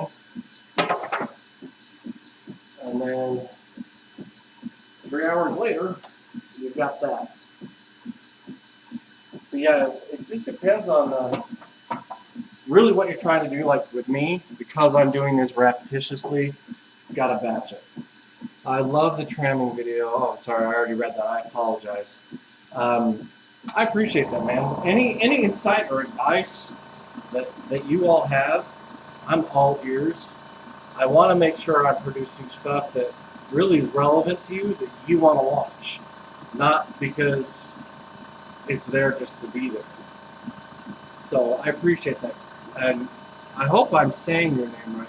Is it Kodahin? Your last name is awesome, Starfall. I think that's cool. So Kodahin, how long have you had your X-Carve? Do you know what? That is not true. You can give advice. Doesn't matter how new you are. That is a Coda. Okay, thanks, Coda. So, for me, the reason why I was on YouTube, everything I've done was my process, my journey. I started brand new. This is my journey to guide me and to show others what I've done. So it's definitely, you could start, you've just got to have the passion and energy to want to do it. It's a lot of work to do videos. Hey, yeah, Gur, it was nice to see you too. Please join the group, man. I'd love to interact with you more. That'd be awesome. Oh, so Coda, I got mine a month before you did. So I think that you're not new. You are definitely, you've got some time under your belt. You know, I've got 1 month more than you do. So really, I think that you're not giving yourself as much credit as you deserve. I think that you probably definitely could, give me a run for my money in this machine. And, I use it an awful lot, but I don't record a lot because, once again, I want to make it valuable for people that are watching.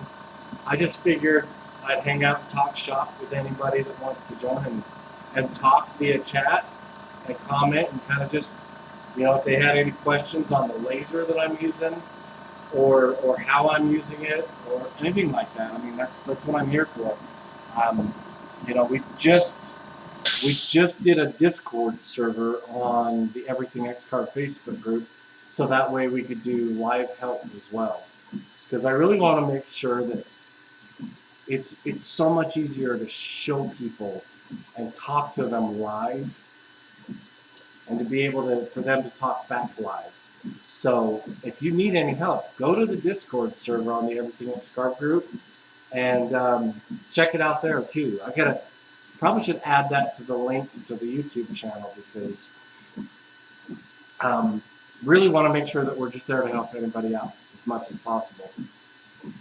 I was literally just typing about asking for a Discord channel. Yes, we do have the Discord. We just, this last week, turned it on. So there's not a lot of people there yet, but I posted it as an announcement, and the invite is on the Everything Facebook group announcements, as well as the coupon code for the free air assist with the off lasers laser. I will get into Facebook right now, and I will get you the Discord link, so that way you have it. So let me go there for you right now. And we'll put it right here so everybody can see. And then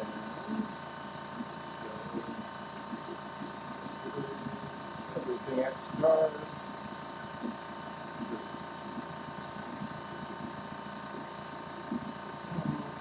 Oh yeah, there's the wasteboard video you were talking about. I want the group though. There it is. Alright, here it is.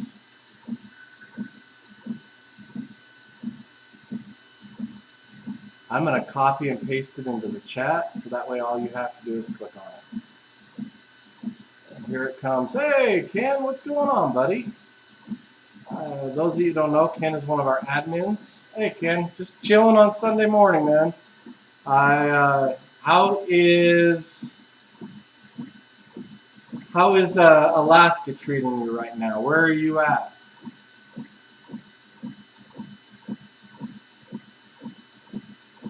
I know you were in Fairbanks. Have you moved out of anywhere else right now?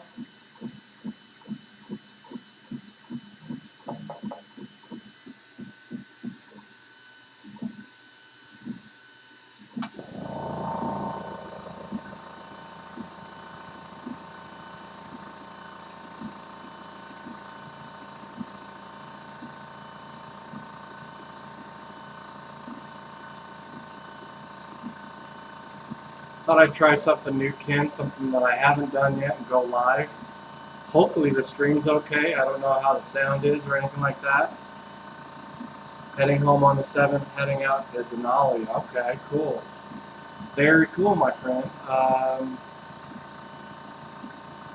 Now it's telling me YouTube's not receiving enough video to maintain smooth treating. That's awesome.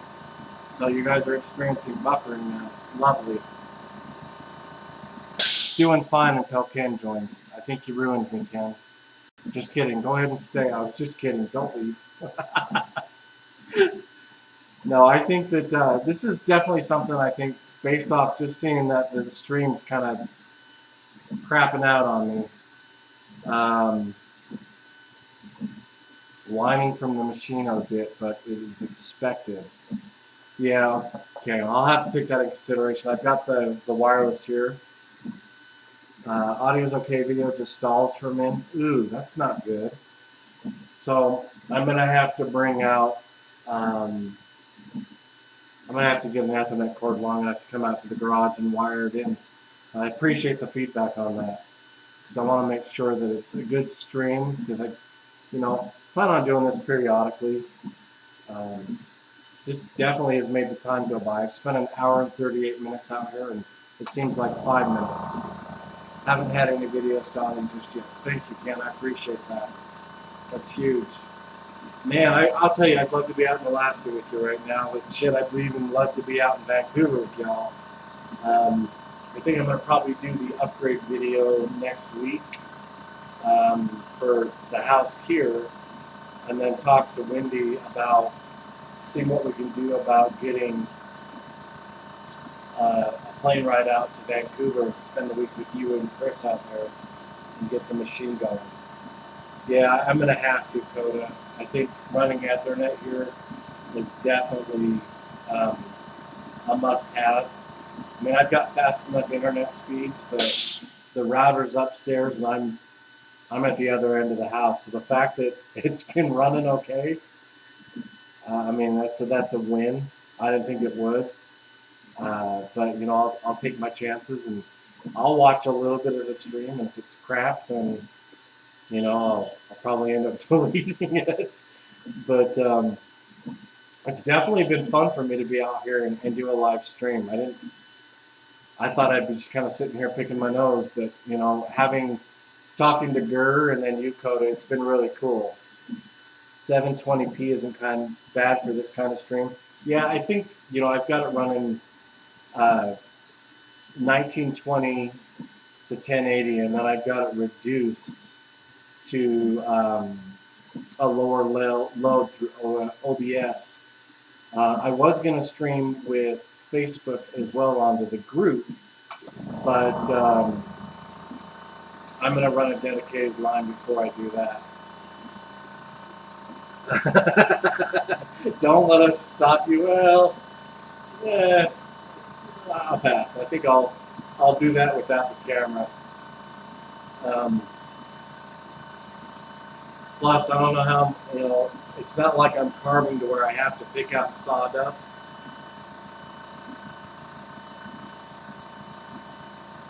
So I convinced the wife to get a fridge outside here. So if you don't have a fridge yet for the X-Carve, now you can tell Chris, well, Brian's getting one and Wendy said it was okay, so why can't I have one? You're out there and you probably should.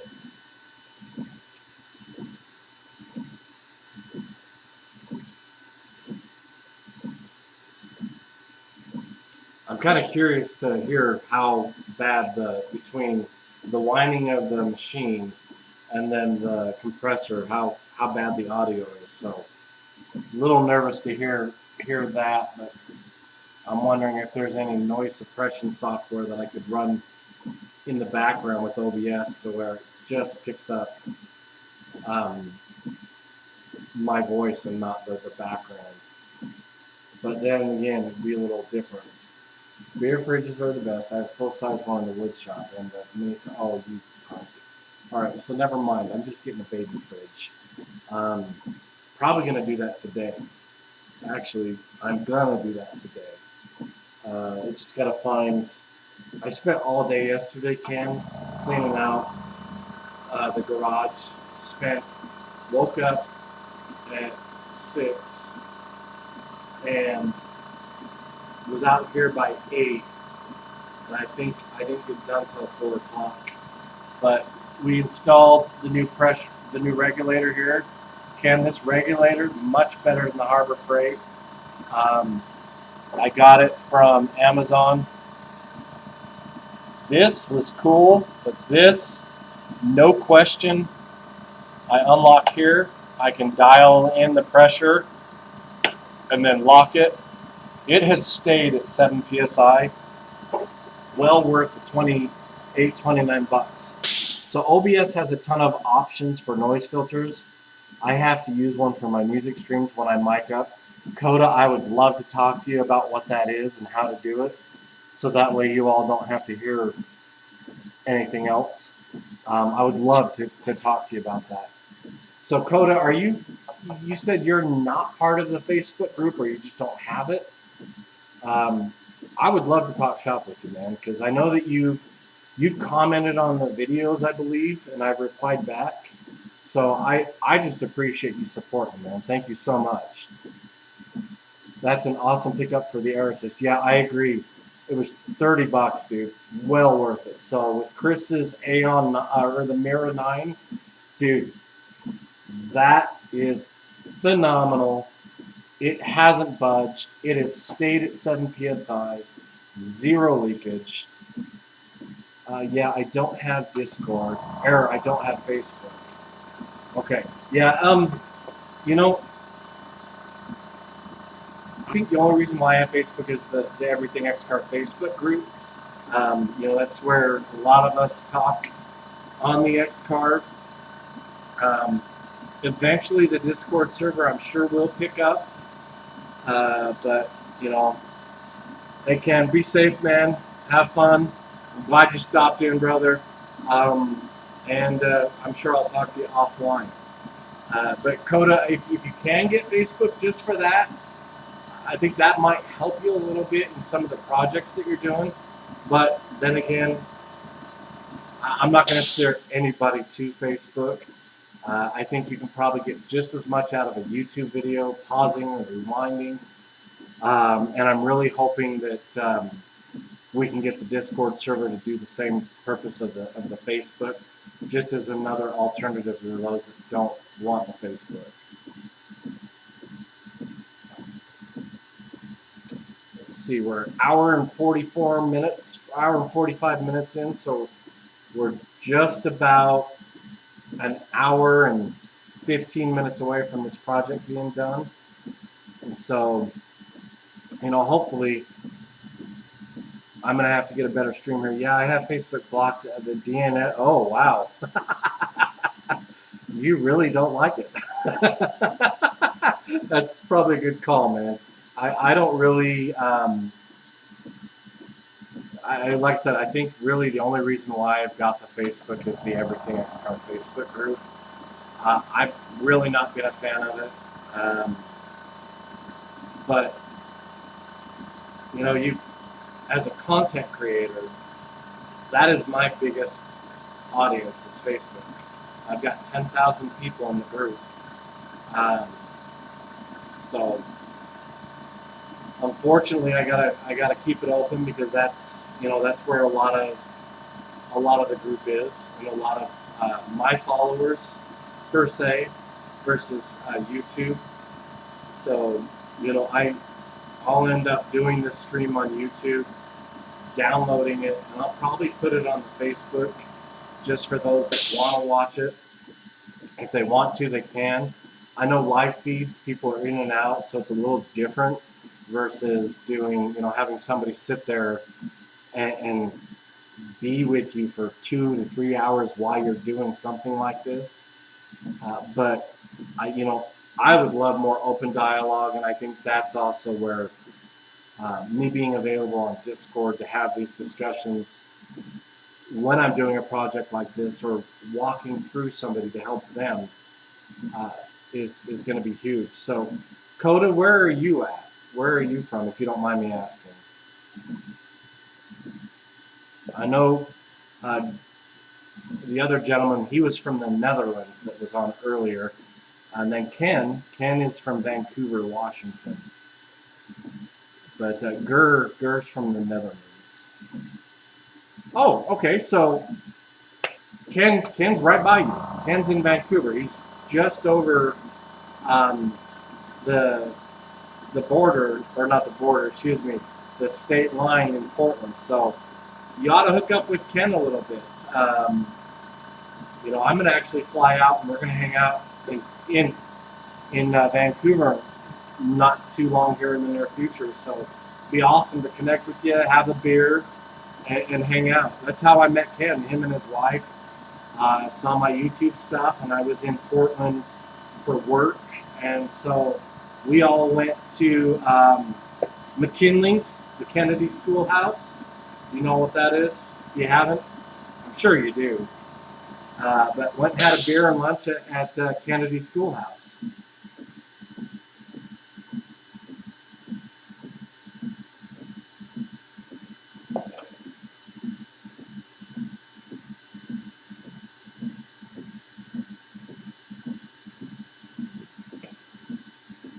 So yeah, we'll definitely have to connect you and Ken. Ken, he doesn't give himself enough credit, but he's cut so many different things on the X-Carve. D&D dice are his passion. Yeah, the school, yeah, it's a pub, restaurant. They do movies. I think they even have a hotel in there. I'm not ever going to stay in that place overnight, but I'll definitely go there to have a beer and a burger and even do a movie. That'd be cool. Yeah, there's a lot of neat things. They took me on a little tour while I was there. Yeah, it's a cool place, man. Very cool to hang out. Definitely will go back when I'm in the Portland area.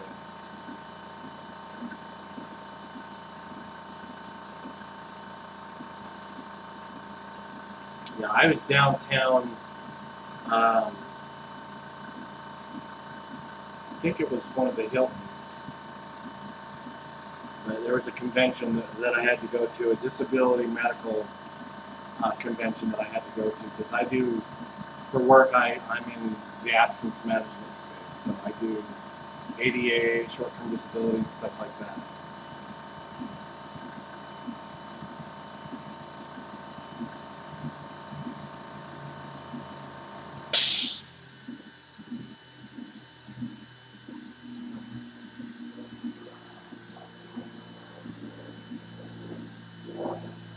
Yeah, I thought with your first name that you might have not been in the U.S.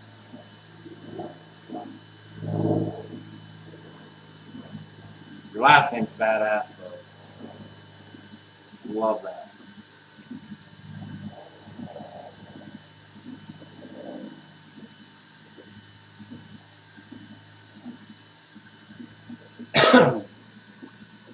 So, Coda, are you running a laser at all yet?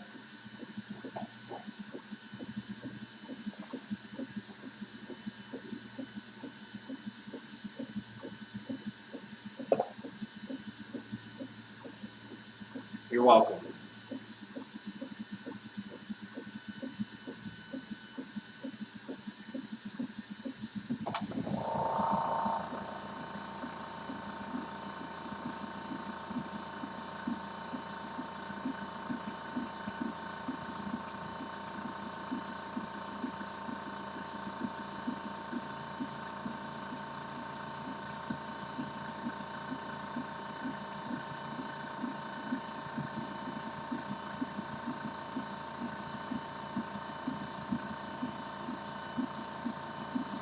It's weird sitting here in awkward silence. I know that there's a little bit of delay, though, with the live versus chat. So I just appreciate you hanging out, man. I have a poopy 1.5 on a 3. I want to get one for my X-Carve, but I have a lot of things swaying me not to get one. Dude, that's totally understandable. You really have to, just like the X-Carve, you got to do your research, man. It was, for me, when I was going to get this X-Carve, it was that or Topcoat XXL, and I watched so many videos. And, I'm glad I got my X-Carve. I did the research, the customer service. I I'm still a big fan of the X-Carve. I'm a huge fan of the X-Carve. And I was primarily looking at the J-Tech for my laser for my X-Carve, but I I reached out to a couple different laser manufacturers and said, look, I'm curious about your laser. I want to know what sets you apart from the other companies. Why should I choose you? Because I'm going to share my experience on my Facebook and my YouTube. And no, I'm not looking for a free laser. I really want to know why you think yours is better than everybody else's. And, you know, everybody has a J-Tech on their X-Carves. But I didn't hear back from J-Tech. I did hear back from operators. And I actually ended up partnering with them. And it was the best decision I ever made. I love my op lasers. It's aluminum. It's, my air assist on the laser itself. I gotta adjust there we go. With the capability of doing the air assist here, that way I'm getting a sharper picture. Kind of showing it here. So this is one thing, Coda, that I made. I'm glad I made the decision when I did. And I'm glad I got the air assist. So I kind of want to show you here. So you can see this bottom one here. I'm going to zoom in a little bit. So can you see kind of how it's a little less clear cut? You've got a kind of almost like a little blur versus here and here. This is without the air assist. These are with the air assist. And look at how clean and cut that is. So there's like zero sanding. And, but you know what? I'm not here to sell you on off lasers. It's my experience. I prefer it over the J-Tech just because I can do the air assist. But it's also more money. Amazon Prime just got here. I've got to go get my casters off the front porch real quick for my workbench. I'll be right back. I'll still be mic'd up. But, yeah, man, I'm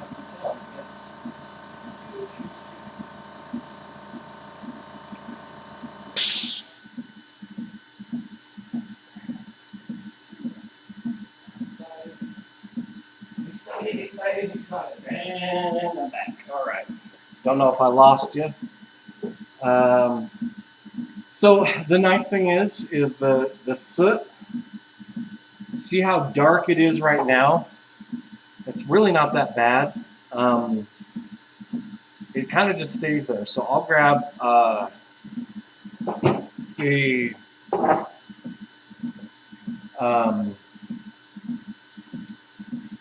paintbrush, just a 2-inch paintbrush, and I'll brush off the soot, or with my compressor that I did for my air assist, I'll show you here.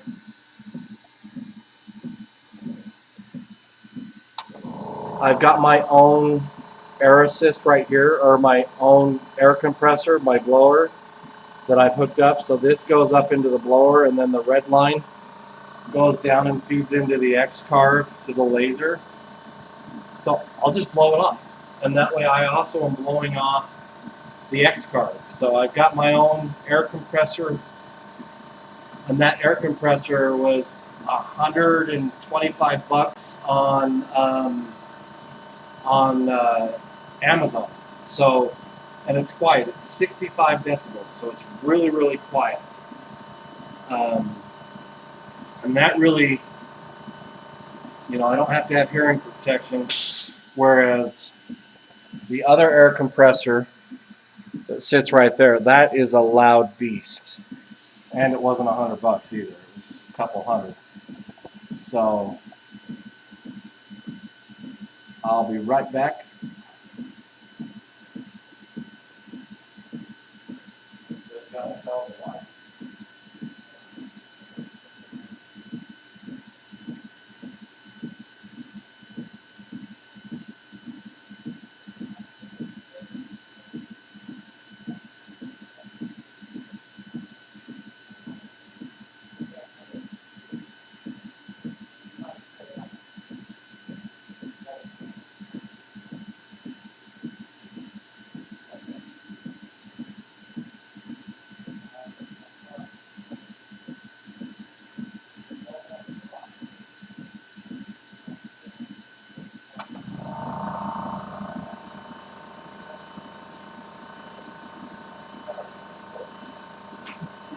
Always being interrupted with things.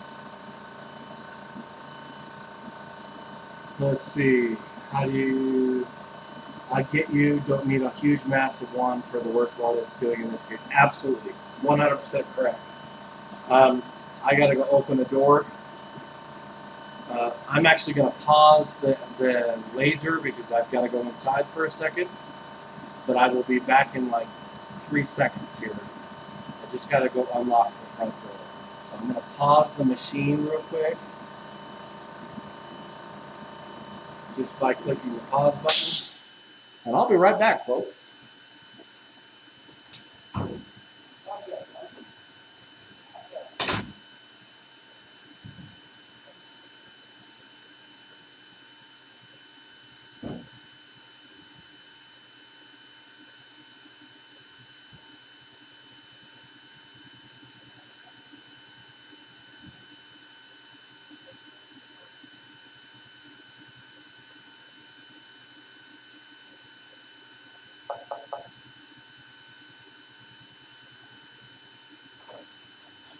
All right, and I am back.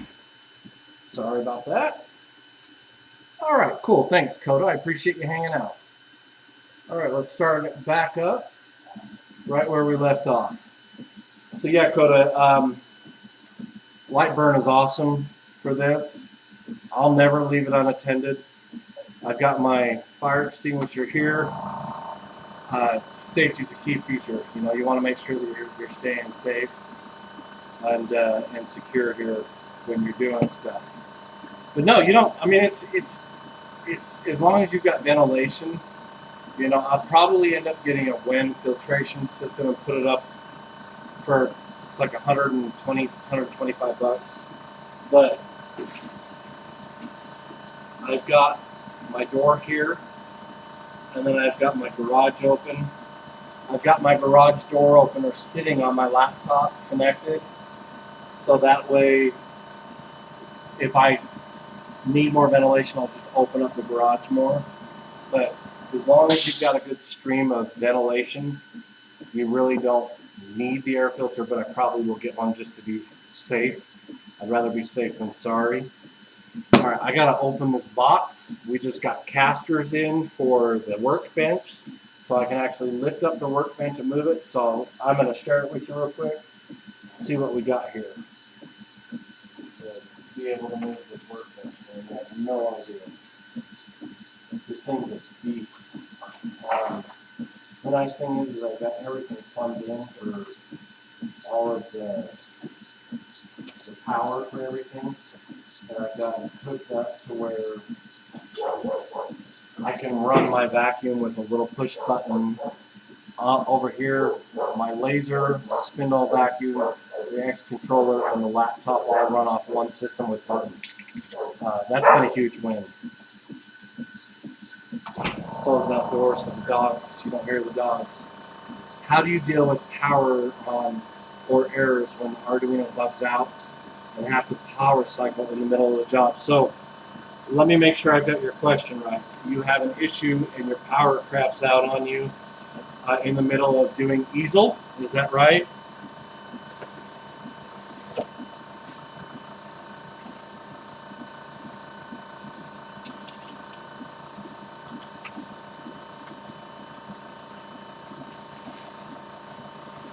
Hoping that's what you're trying to get at, is you've had an issue I use UGS. Okay, so you're using a different sender. So all I do is use easel. And the one thing I've done is I'll speed up my feed rate. If I have to restart, I'll make sure that I'm going back to my center of ground or to my beginning start area. And then I'll do 200% feed rate until I know I'm back about to that. So yeah, it'll take me a minute or two. I tried Universal G-Code Sender, and I never got it dialed in. I'll probably use Pick Sender maybe, but I've got to have patience to use G-Sender or UGS. See, so right there, you could teach somebody how to use that, because all of the videos I watched were crap, and they weren't with the X-Carve. So maybe I've just got to find the right person to watch for UGS. So if you have any recommendations for that, put the link in, man. I'd love to watch it or to see who you've watched to run your system, because you know, sharing that would be amazing. That way, other people can figure out how you're doing it. I had a real time. So that's interesting. You had a hard time using easel for what? For designing, or just sending? Are you using V-Carve?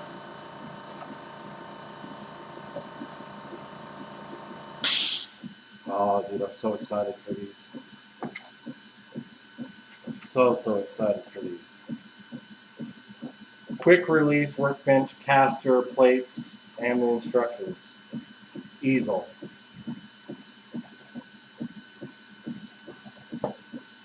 Yeah, these are going to be freaking awesome, man. So, plug this into the wood, and then put in your caster wheel. And that'll go on the workbench. Add in your wheel here, and then I can raise up my workbench or move my workbench wherever. 29 bucks. I'll put the link in the video. Designing and sending the job to the controller. So UGS is only the sending code, if I'm not mistaken. What are you using to design? Are you using Fusion or something? How are you, what designs are you using?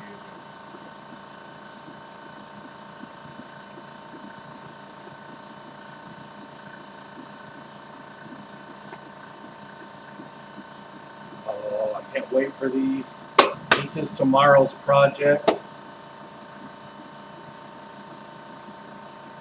You know, I'm not too good at designing things either. I've designed in Fusion 360 my spindle lock holders, the pull to eject, and then the remove before firing. Obviously the same thing, but those are in my Etsy shop, and I designed the hole basically. It took me an hour to figure out how to put a hole in that. My basic D&D logo and family crest took a month. Dude. So you really, really need to work with Ken. He's D&D geeked out, man. You have no idea. He's a D&D fanatic. As a matter of fact, he when he did his rebrand from Voodoo Daddy Decals to VDX Designs, I did some laser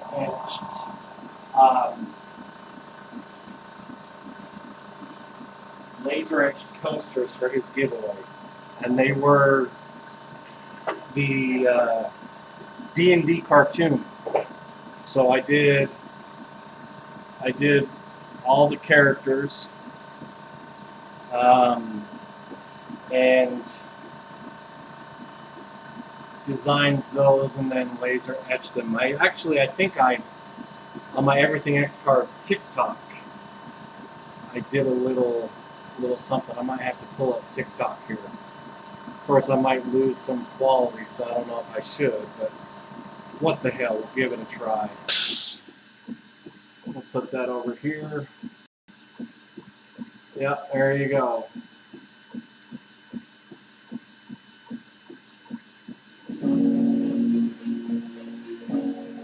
I don't know how well that's going to play.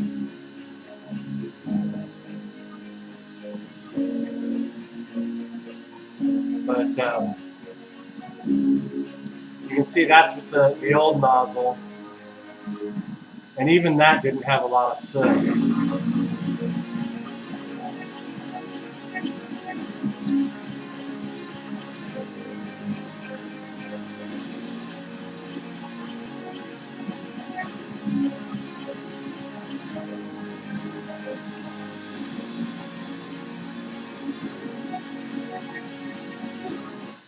So you'll have to check out VDX Design stuff.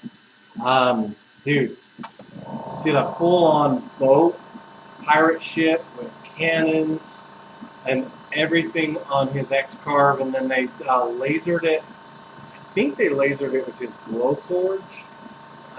He's also got a Mira 9, a huge machine. But dude, he does full-on campaigns. He's already created me a character. Probably going to start out being a little NPC player. I've 3D printed so many D&D parts, dice trays, dice holders for my wife, my daughter. Seriously gone off the rails with my 3D printer, printing out 1-inch grid lines and squares. You know, a tavern. I did some meshing. Yeah, they have a huge CO2 laser.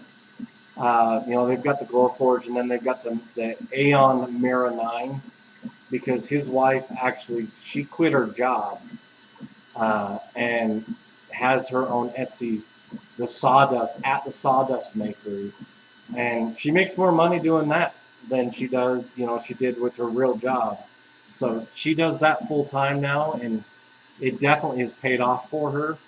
It's really, they've done a lot of stuff, but his D&D stuff's freaking insane, man. He has done so many cool things. I think I've got one character created on the Beyond D&D server, but oh yeah, dude, I would love a huge CO2 cutter too. That's down the road. I think I'm going to end up getting a fiber laser to add to it so I can do metal etchings. So check out Everything Laser. Kind of ironic, Everything X-Carve. I was going to do Everything Laser, but somebody beat me to it. But he's pretty cool. I've talked to him a little bit, kind of doing live streams. And he's got a ton of different lasers. So I was thinking it was going to cost me $7,000 or $8,000 for the fiber laser I want to do metal etching into, you know, maybe like gun stocks and kind of branch out there. It's probably going to cost about $3,000. Plexi cutting, yeah, I think that for you, you'd need something that's more like the Mira 9 or the Glowforge. But honestly, I probably would never get a Glowforge, just for the simple fact that you run on their software, you run on their amount of what you can do. I'm not that type of person. I'm not gonna pay for a subscription like with Easel. I'm not gonna pay for Easel Pro. I'll use the four times free, but I wouldn't do that. Better DJ mixer. So I actually was a radio DJ at one point in time in my life. You know, but never got into the actual DJ. I mean, I had virtual DJ that I played with, and that was kind of fun. But this is kind of where all my money's been going into, and I'm finally actually making more money back. Just as much money as I put into it, I'm getting out. So you can't backdoor the Glow Forge. You can have a pass-through with the Glow Forge, and there are other machines that you can do pass-throughs with as well. The Mira 9 that they have is amazing. I don't know if you can pass through that, but I'm not that dedicated to get a giant laser. This Opt Lasers has been phenomenal. I love it. I really do like my Opt Lasers laser, and I love the Air Assist. It gets nice, crisp, clean cuts. I did a free beer here sign for my wife's company because they do different events at kind of local pubs here, being in Colorado. Tons of microbreweries. So I figured, you know, when I'm at the events, they're giving me free beer. The least I could do is make them a sign pointing people in the direction for free beer. Yeah, the Glow Forge, I thought I would want one. But looking at their Glow Forge and then their Mira, I would probably get like a cheap K20 laser. So I'd check out Laser Everything if you want the bigger one.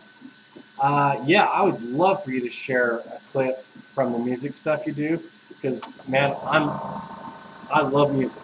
I love music. Uh, you know, I'm primarily 80s, but I love EDM stuff. You know, I love people that mix and that can do that stuff. So I would love to hear that. If it's like on Spotify or if you've got SoundCloud or anything, man, drop it down, share it with everybody because I love listening to things. I'll even play some of it on here if you're okay with that.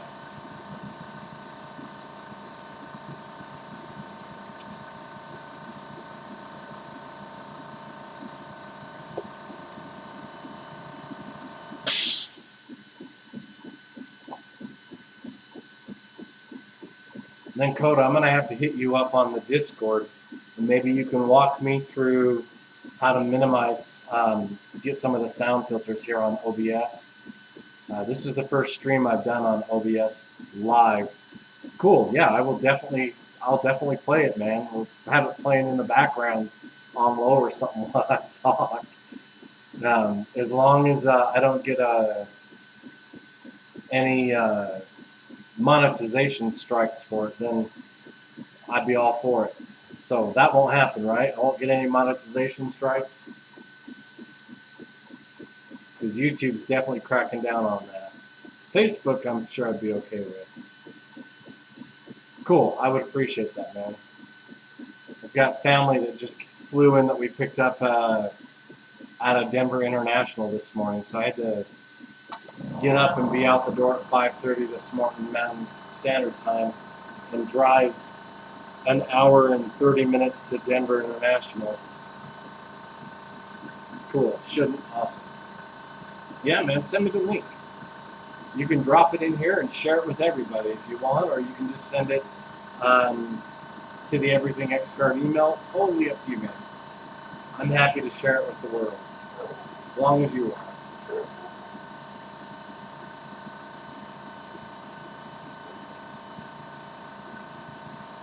2 hours and 16 minutes in with the etching here. So far it's looking really good.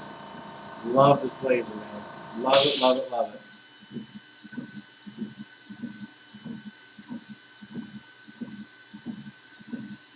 it. Might have gotten filtered. I think it probably did. I don't know how to filter it. Let's take a look and see if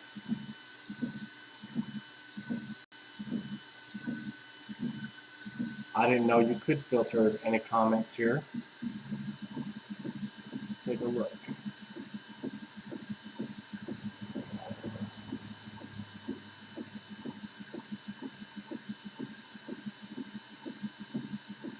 How about all chat? Let's take a look and see if we can find that.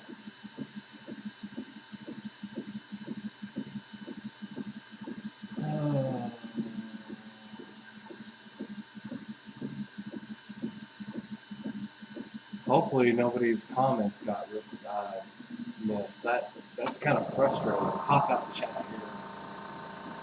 here. See if it'll do that.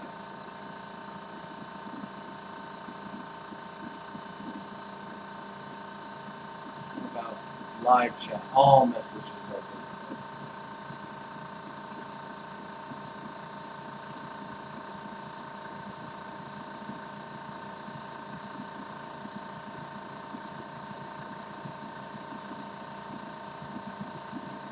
Yeah, I'm not seeing it. Let's see.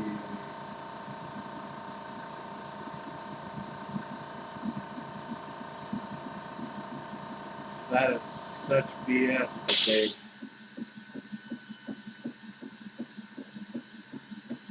they should never filter out anything as long as you trust who it's coming from. It's ridiculous, man. I'm gonna have to go to the settings here and figure that out. Not just top chat, but all chat. Hey, will you do me a favor? Will you send it to the everythingxcarve@gmail.com? I really would like to listen to it and have a go at listening. And then maybe I can post it in here for you if you want to. Because I don't know why it's not that user in. No, I'll add you as a moderator. That way, try posting it again. This way it shouldn't get filtered. You should be able to post it.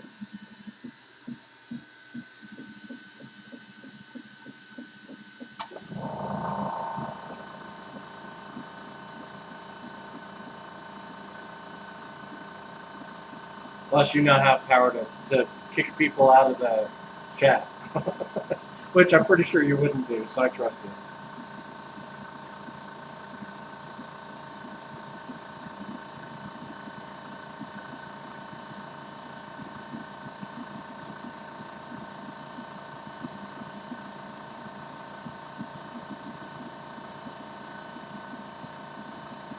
Let me know once you post it again, so that way if I can see it. So I've got it on top chat, but I can't see blocking some of that. That's the clip, if you can hit for the full vid. Yeah, it's filtering it out. It's not letting it pass. See if we can find out what the stream settings are for. No, I don't want to exit the stream. That would be bad. What I do want, though, is to be able to allow the comments. Create, highlight video, add stream marker. No. I want to be able to see your clip. All right, I appreciate you sending the email. I'm wondering if they do that on purpose now to avoid. I'm gonna have to go into the stream though and see too, as far as my settings. This is the first time I've done the live setup, so I'm wondering if I go into edit, customization here, live chat replay, both are checked. Participant, anybody, message delay. There is I don't got that on. So no, everything's set to where it shouldn't have filtered. So I don't know why it's not. But I'm gonna go into the Everything X-Carve Gmail here, and I'm gonna pull it up because I think it'd be cool to hear it. See what you got. What's your setup as far as mixing? What are you doing? Are you doing scratching, or give me some insight on what you're doing here?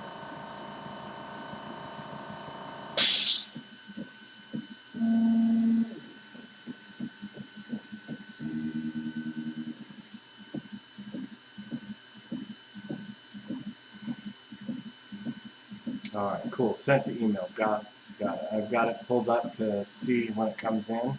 Oh, there you are. Coda. Oh, you're twitching. Okay, cool. See, you're streaming. You're just doing a different platform.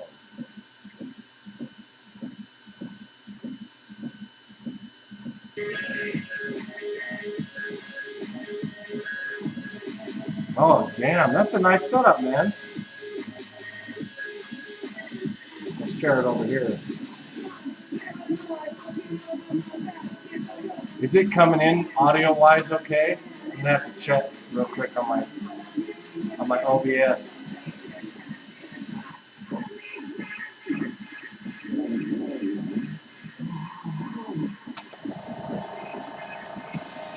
Nice.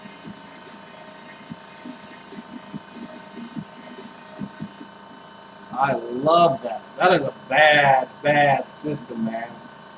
Love it.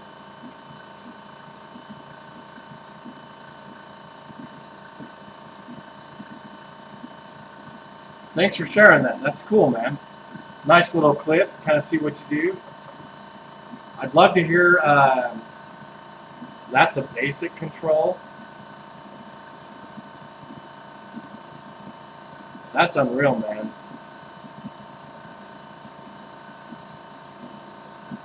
Yeah, I think that you could do a ton of CNC stuff with that.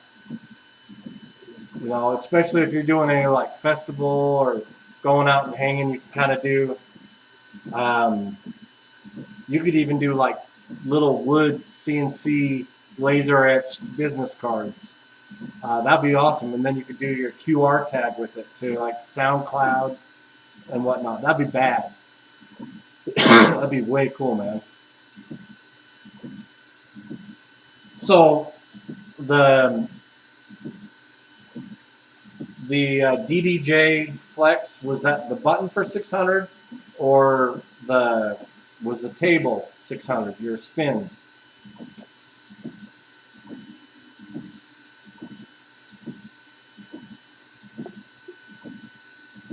One of your COVID hobbies. My COVID hobby's been nothing but this to try and keep me sane. You want a cable and a holder tray. That'd be cool.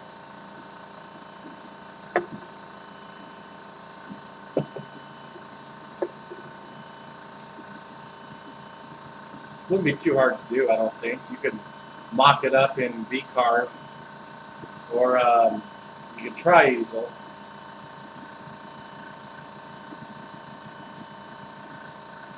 And then, you know, I think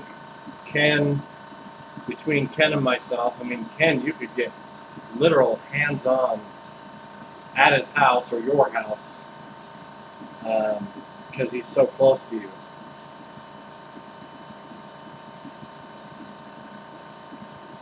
$12 grand, that's a little pricey for me, but I mean, you gotta go with your passion, man. I do virtual DJ where I just scratch on the computer, but to actually scratch and do all that on a full kit, that'd be awesome. It'd be fun, but just don't have the time between work and the side hustle right here.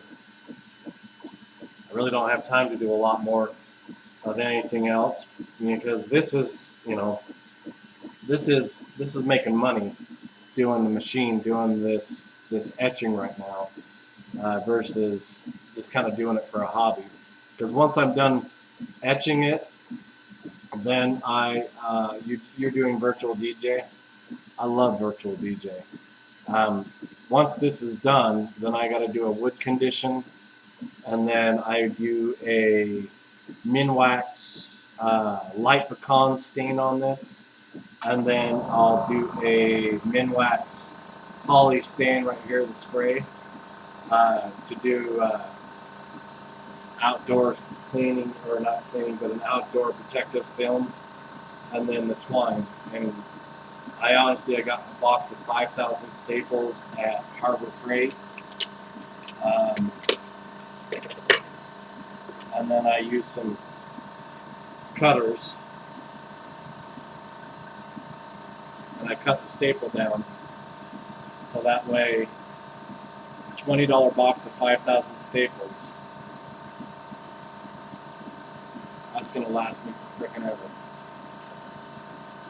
I haven't done any resin or epoxy just because it's so expensive. I think if I get into doing more D&D stuff, I'm definitely going to have to do some resin pours to make it pop out, because I just have to find the right market, because Ken, he does a lot of D&D dice holders on his VDX designs on Instagram, and he only does one-offs. He won't batch and do another. Everything he does for his dice holders, they're all standalone.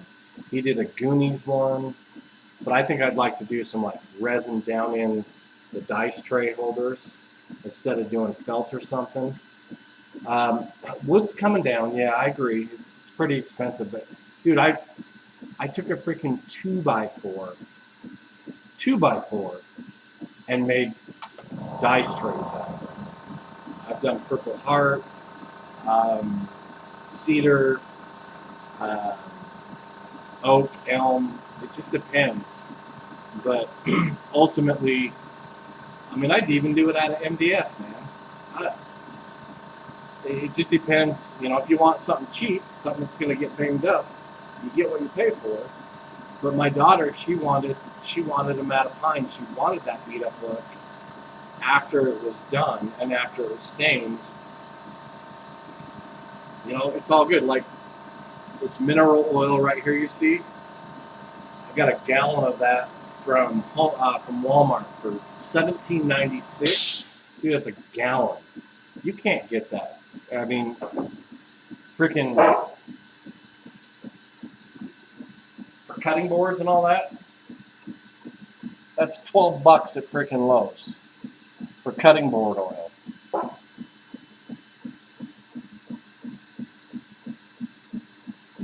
Now the Butcher Block conditioner, I can't buy that in bulk, but definitely something you know, for consideration. So what do you do personally to prep your wood for CNC and laser? I don't have a planer or jointer, so it's hard. So, dude, I have both. I have a jointer and a planer. And you know what? I'll get something straight off, you know, big box store. Like, that's plywood. That is Home Depot sandy ply. At the time, it was $32 for a 4x8 sheet. The only prepping I did was cut the circle out and drop it on the machine. So as far as like planing those dice trays that I did for my daughter, I ran those through the planer. But here's the thing. I have a 13-inch Grizzly planer. It's over there on the workbench. Craigslist. I got that on Craigslist. 92-year-old guy, retired medical doctor, had that 13-inch Grizzly planer, a little miniature workbench, which is over here, and a 1958 grinding wheel and buffer wheel, all connected onto this workbench for $125. And I got freaking brand new blades with it. So, you know, I probably would have bought a DeWalt planer for $600, $700, but I set up an alert on the Craigslist app, and when it posted, reached out to them and got it. So Craigslist, OfferUp, Facebook Market. I know you don't Facebook, but Facebook Marketplace is another good place for these.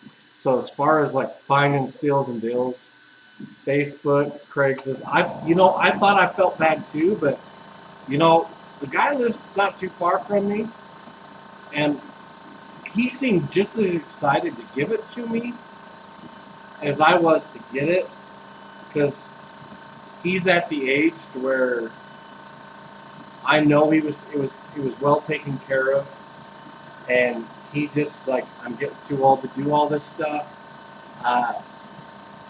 Met an amazing person. He showed me around his house these grandfather clocks that he was making, and so really, I don't feel bad for taking it for that price. That's what they listed it for. I'm not going to will and deal or try and hustle with somebody If you don't want, if you want something and you want to pay the price for it or sell it for that price, great. I'm not going to negotiate with anybody. I thought it was a hell of a steal, and I got a really good machine. I got a really good planer. It took me time to find it, but the jointer I got, dude, the jointer. Oh, I spent $70 for my jointer. It is a Rockwood jointer. So both my jointer is older than I am. I'm 44. That jointer was built in 74. I don't know, but it's that's the pre-Delta. That's what Delta is now. Was the old Rockwood, and that thing's heavy. That's all cast iron, but the motor runs independent. So gotta look, man. You gotta find the deals. That seriously, the Rockwood jointer that I got, and then my Grizzly planer, under $300 I got both. So you just gotta find the deals. I didn't buy brand new tools for those because I wanted quality old equipment that I knew that I could maintain and not get something new. You say dead inside. Why are you dead inside?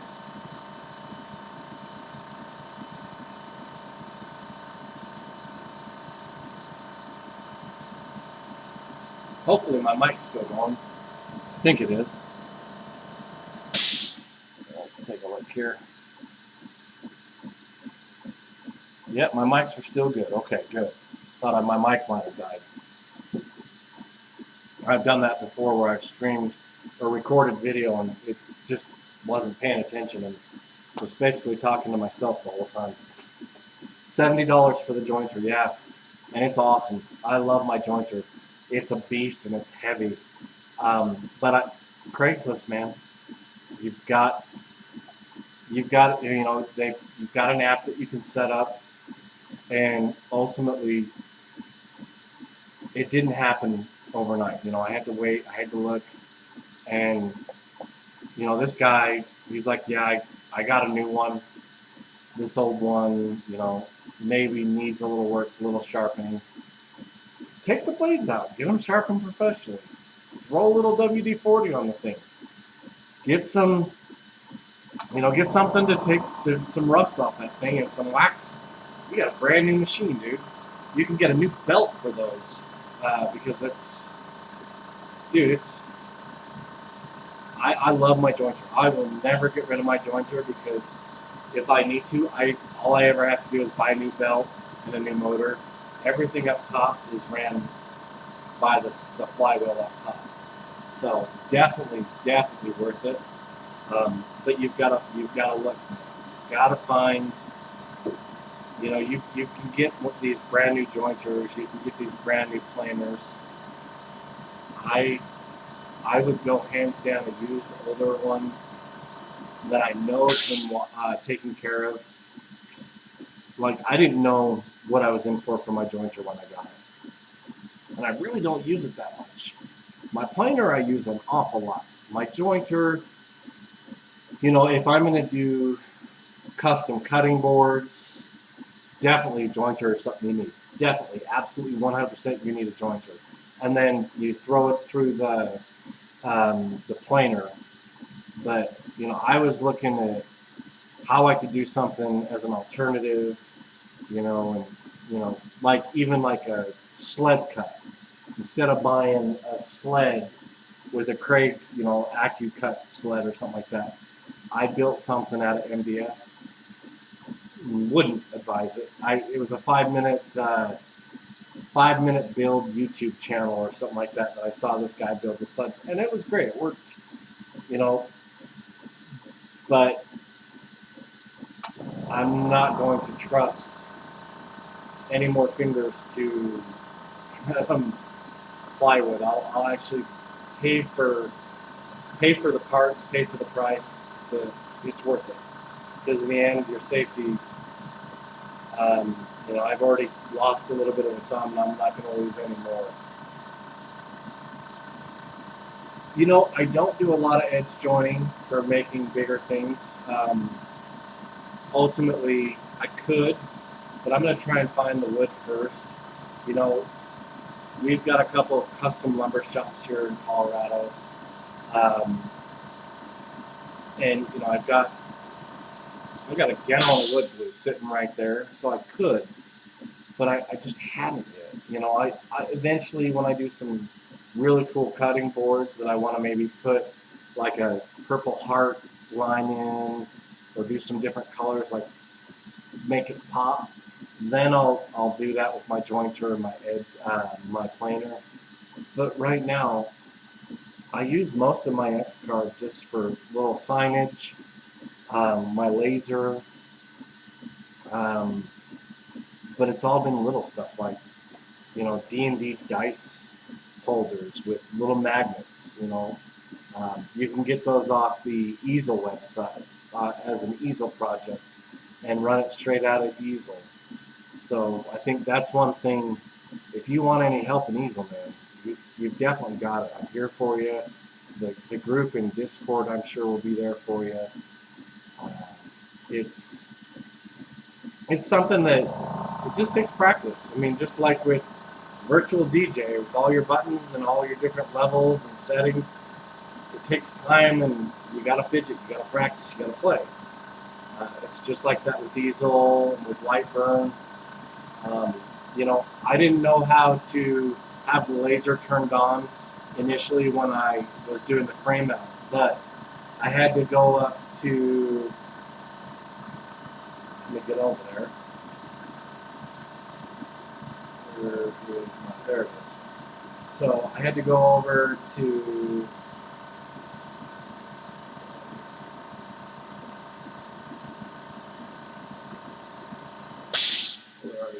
it's probably not going to run because it's showing here on the move, but there's a fire button over here. I had to set that to 0.01% because of my laser, and really just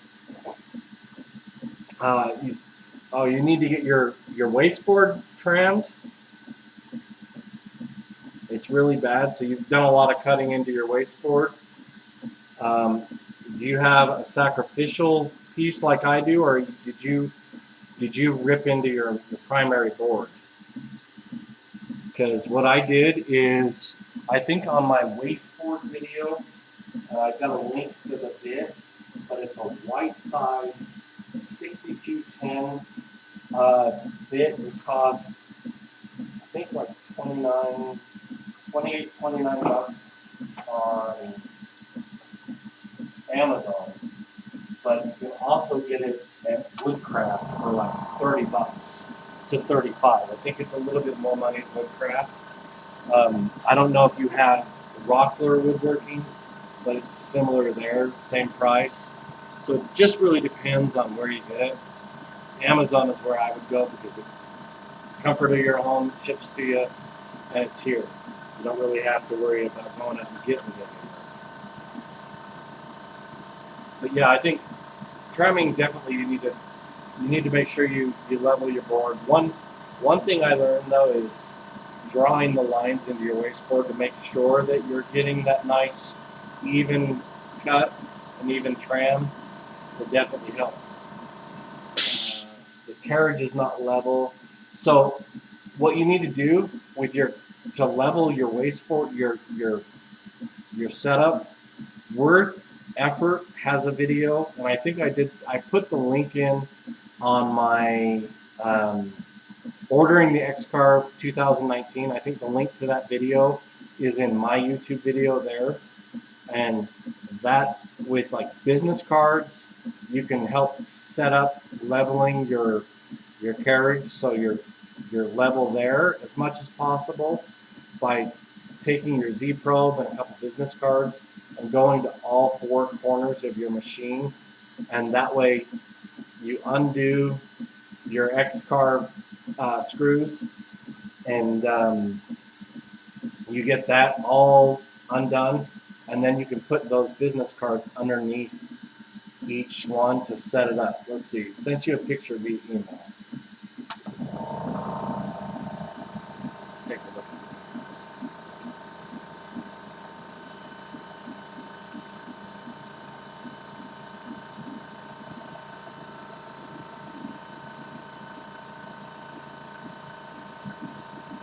Oh yeah, it looks like you could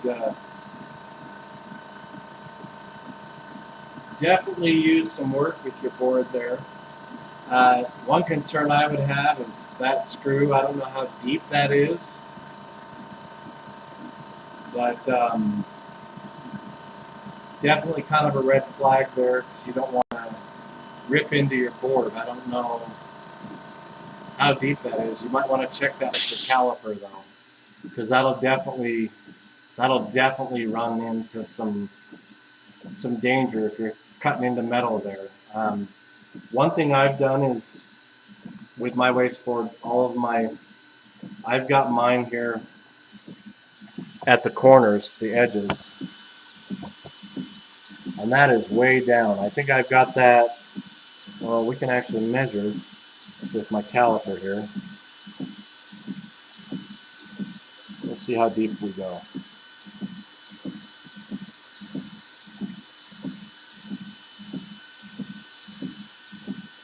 0.41 of an inch. So I've still got a lot of play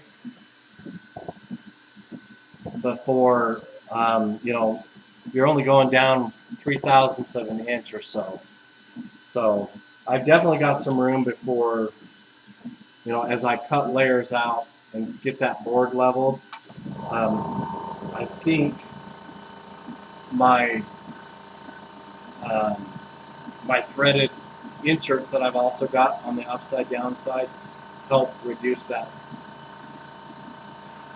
Yeah, you're okay. It's recessed quite a bit. Yeah, I think look at getting the white side 6210 bit.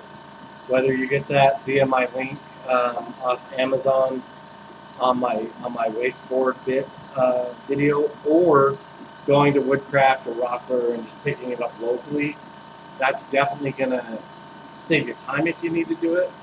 But once again, easel is going to be probably a good friend for you to get that to run that surfacing square. I think I even put a video for a surfacing square there, or at least how to do it. And then really making sure that it's level. I mean, it's not going to be 100% unless you have it digitally.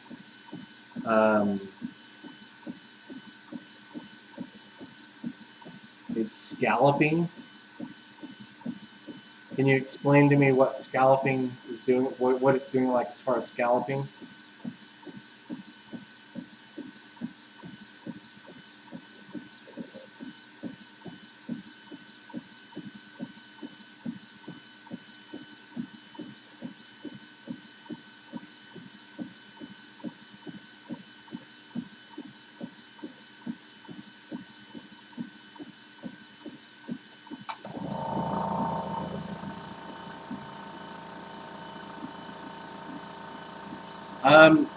Honestly, easy way is 3D printed part.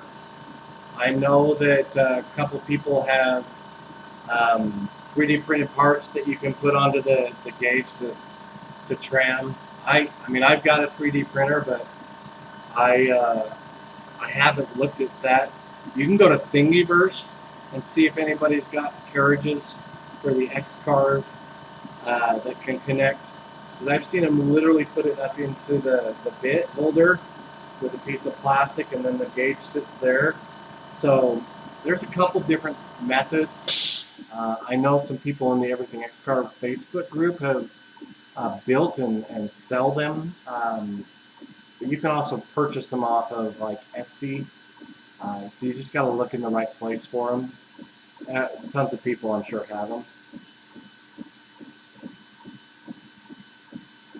Yeah, different areas of tiltness. So it's doing this. Worth effort, that video that's on my wasteboard, or on the 2019 ordering with New Brit and then Worth Effort. Check his video out. That's going to be a huge help for you. When I do my upgrade, my X-Carve upgrade to the parts that are sitting down here, the new Z-axis and the risers, I'll have to redo that. And Worth Effort's video is going to still help every step of the way. That's definitely going to be a giant help. So Worth effort. Let me see if I can find the link to the video. I'll just post that link in the video. I have to go to my own YouTube channel to do that live streaming. It's interesting. Let's take a look. We're going to YouTube Studio here on the channel.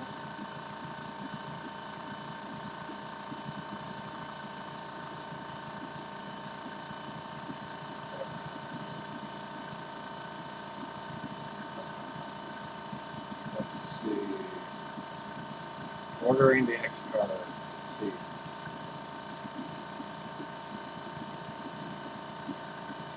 Here it is. The leveling video is right here. So,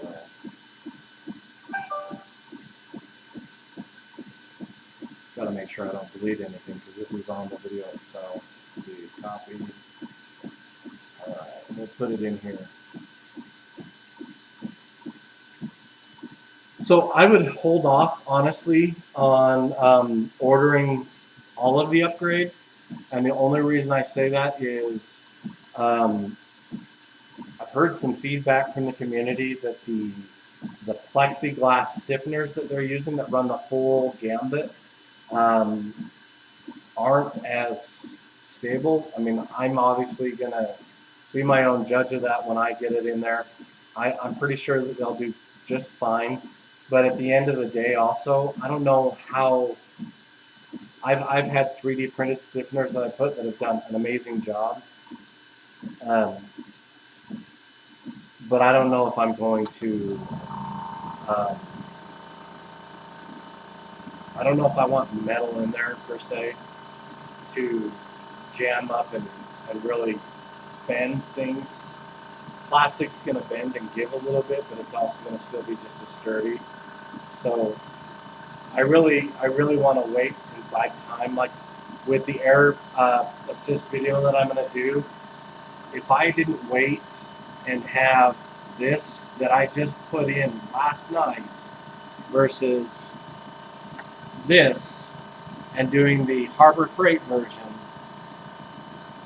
I would have been guiding people in the wrong direction. I'd rather wait and test it out, make sure it's right, and then post it than, you know, lead somebody in the wrong direction. Like for the air assist with the X-Carve, you don't see very many of those, and this is the first one, I think, with op lasers with the air assist that has got a dedicated where you can dial it in per size at 7 to 10 to whatever PSI and really make sure that it's the exact PSI that you want. So I'm really excited with that to kind of do that. And then with the California Air Tool, it just sits on my X-Carve table, and it's really quiet. I mean, obviously you've heard it. I don't know how loud it is, and I'm going to play back when I get done watching the video feed. But I love the fact that I've also got my own air nozzle for the X-Carve. So when this gets done, I can blow off the X-Carve with all the dust and get that all cleaned up. Because you know you're going to get a little bit of residue from, you know, chip load. It's definitely something that, you know, it's worth it. I mean,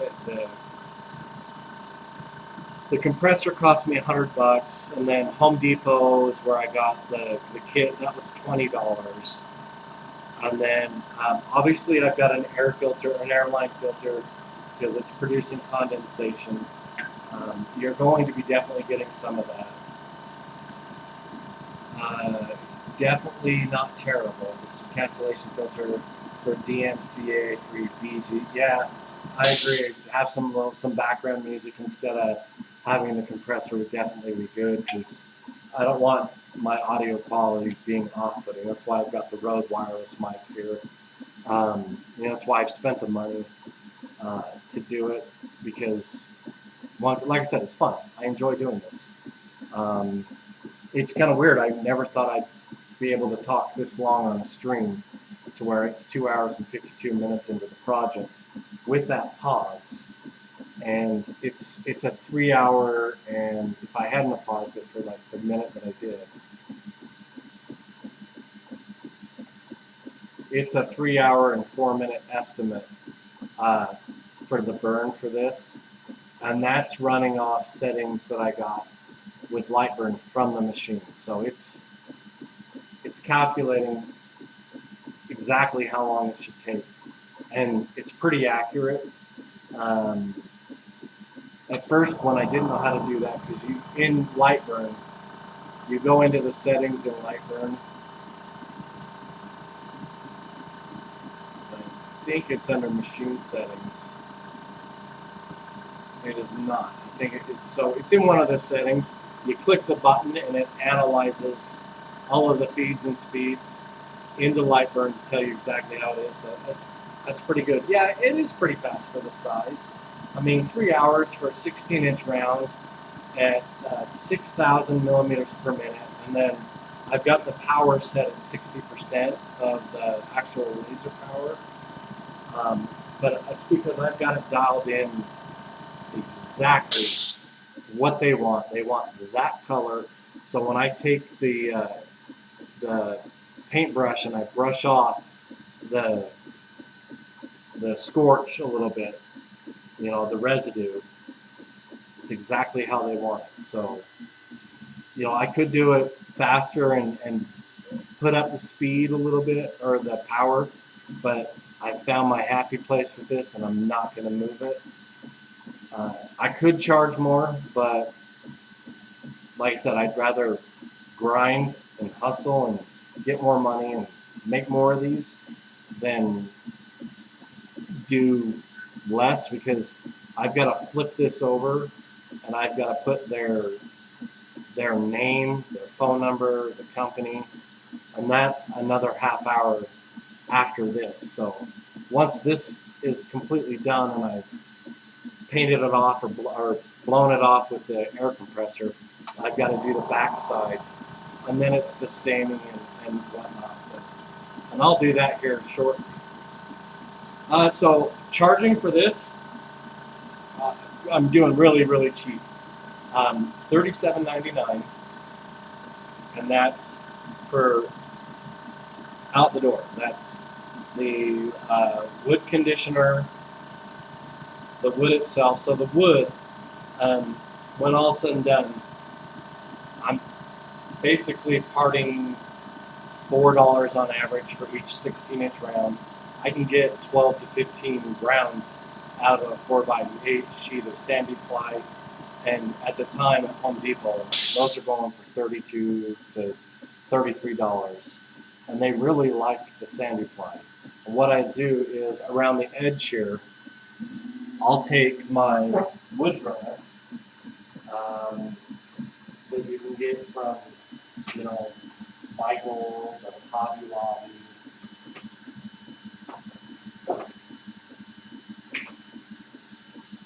And I'll wood burn the edge of it. So that way I'm not having to paint. I'll just burn it, and it makes it look just as nice and burnt as the top. And then, so you know, that's about 10-15 minutes of wood burning the edge. And then I'll take the wood conditioner, and I'm charging about 50 cents to $1 for the wood conditioner per round. And then the pecan wood stain, I'm doing a light pecan.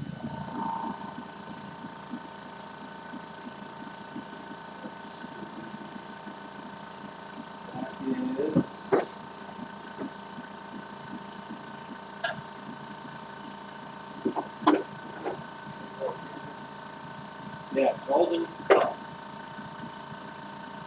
So I'll do the Min-Wax wood conditioner, and then I'll do a golden pecan, and then once that's done, I'll hit it with some polyurethane, semi-gloss, and that way I'm protecting it from a little bit of moisture element. Like with you being up in Portland, it's going to get a lot of moisture because of the ocean. So I'm trying to protect that element as much as possible, even here in Colorado, where we're not as humid out there. So $37.99 for them. And then, I have to charge tax because I am a business. I do have my LLC. And so it's $41.11. But, I've got 3 checks that haven't been cashed yet for making these. This one will be check number 4. But, I'm making 7, 8 of these, anywhere from that plus a month. So it can rake up to $300-400 on average a month just for one client. And so like I said, I'd rather hustle and grind and make these for a little bit cheaper, because I'm charging $10 an hour for the machine because it takes about 3 hours. That's $30. And then, supplies. I could charge more. I could probably charge anywhere easy $50 to $60 for this, depending on the wood. But this is plywood. That's what they want. If they wanted fancier wood, obviously the price would go up.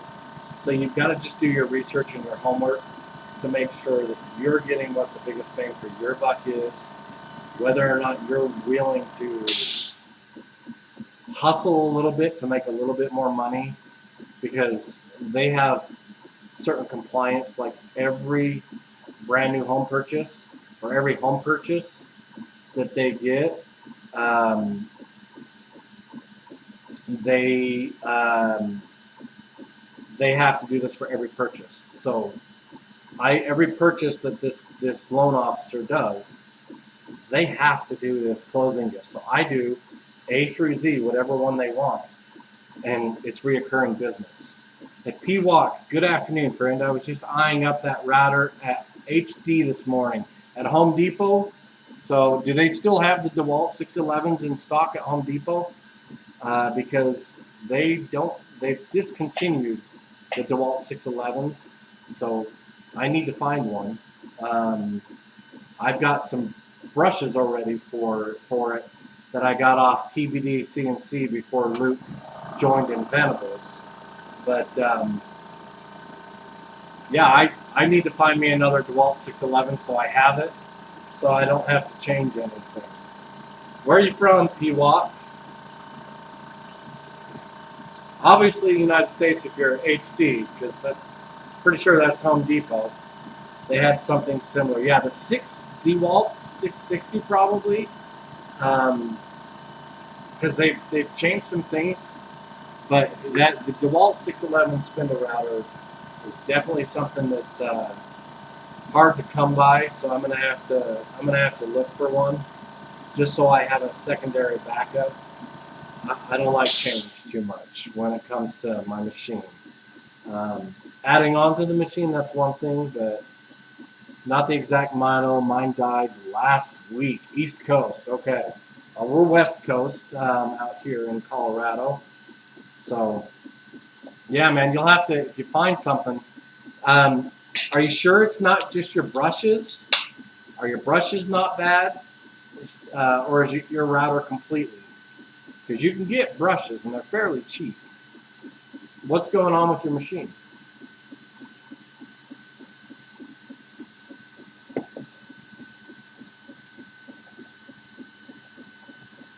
So while I wait for you, P-Walk on that, Coda, it just depends. I mean, like I said, the going rate for the X-Carve for the CNC, you could do $20 to $30. It varies. People can get really just outrageous, but I'd rather make it affordable than charge somebody an arm and a leg. So I'm gonna take this out real quick and brush it off. I've got to flip it over and get ready for the backside to make sure that it's done for compliance. But that's it for the S. Now I have to do the loan officer's information and the company on the back. So I'm going to find a paintbrush and brush this off.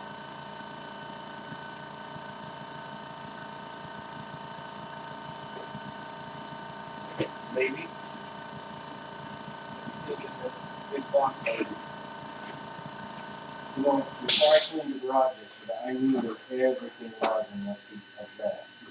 Now, I don't know where anything is. The cool thing is I found this, my little brushes for my 3D printed wheel covers that I did. Clean them, keep those nice and clean. I'll have to put those back on when I do the upgrade here shortly. Unreal, but I cannot find. Oh, I could do it with this paintbrush, but that might take a long time. Yeah, I'm gonna go steal a paintbrush. I will be off camera for a second, so I'll be right back.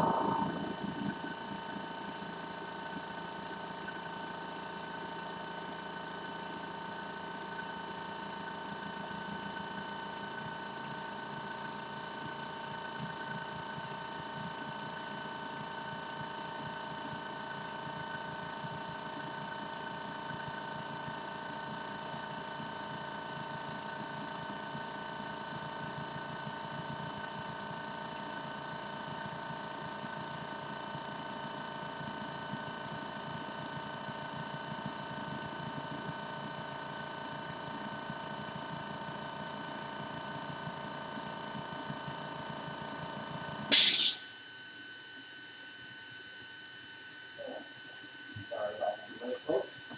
Thank you for staying on if you have. I appreciate that. I had to get this. No power, it's been well worked over the years. So are you getting any clicks, P-Walk, on that? Or is it just like completely dead where you're not getting any power and you ran it with a multimeter or something? Just curious on that.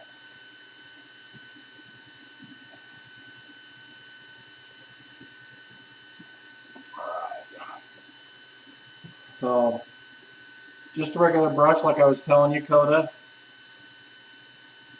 And that takes the soot off.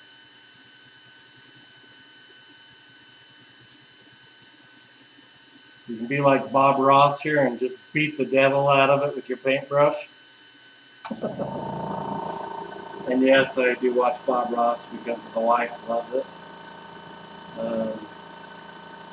Except for when it comes to trying to paint like him, she can't really can't do that with oil paint. So now this is ready to do the compliance on the back. So I'm just going to line it back up in my circle here. And the nice thing about this is I've already got it zeroed on my part here, so I don't need to redo that. All right, Coda, be safe, man. I will hit you up on the Discord. Your same name?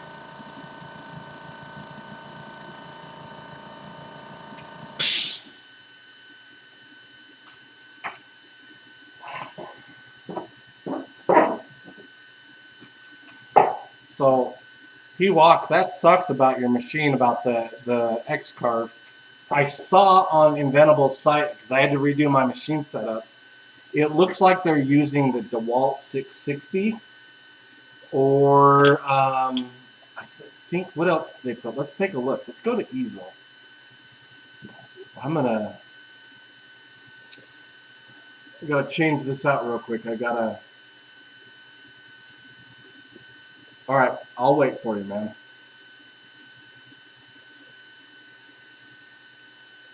Gotta change this and do the other side for the compliance.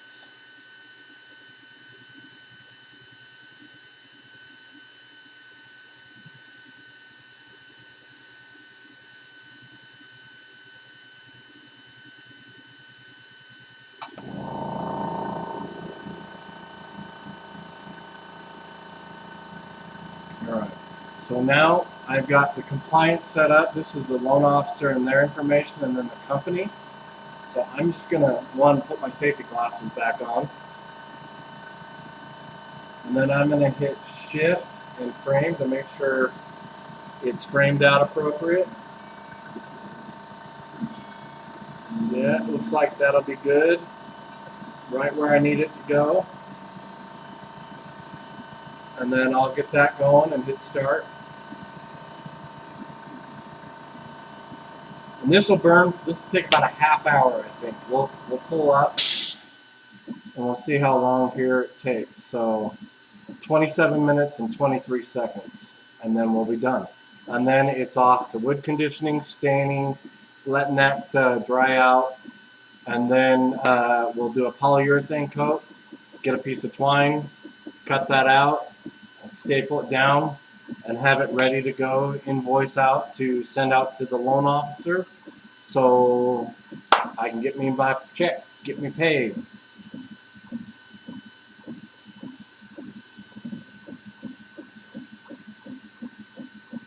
Alright, while you are waiting, Ewok, I am going to look, because I'm curious.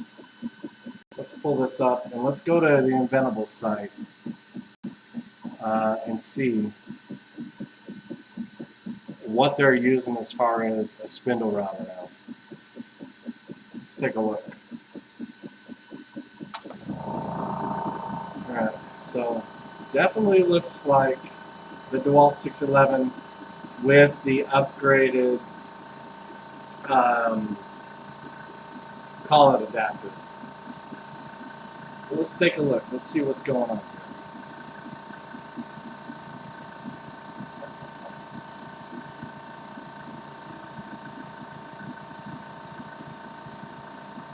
They've definitely done some upgrades to their site, which is nice. It's nice to see that they're investing some time in that. So the fully loaded kit here versus building the kit. We're going to go to build kit to see what they've got so we can look at the machine. We're here in the US, so we're going to do the US 110 volt.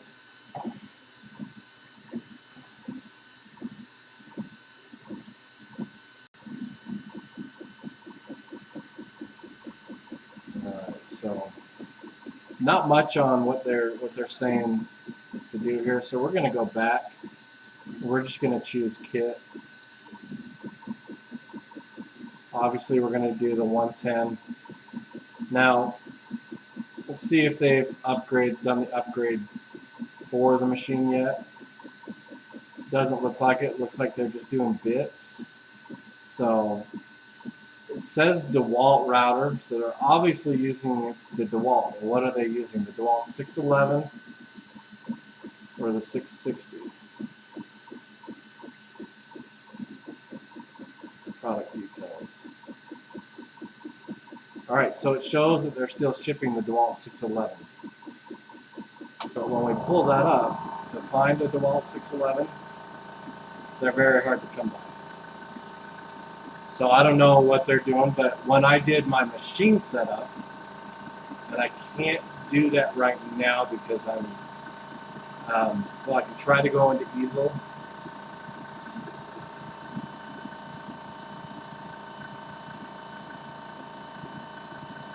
But,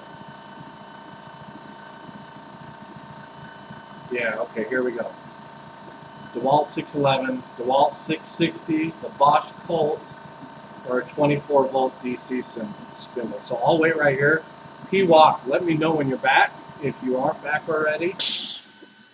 And maybe this will help you for when we're looking at other routers.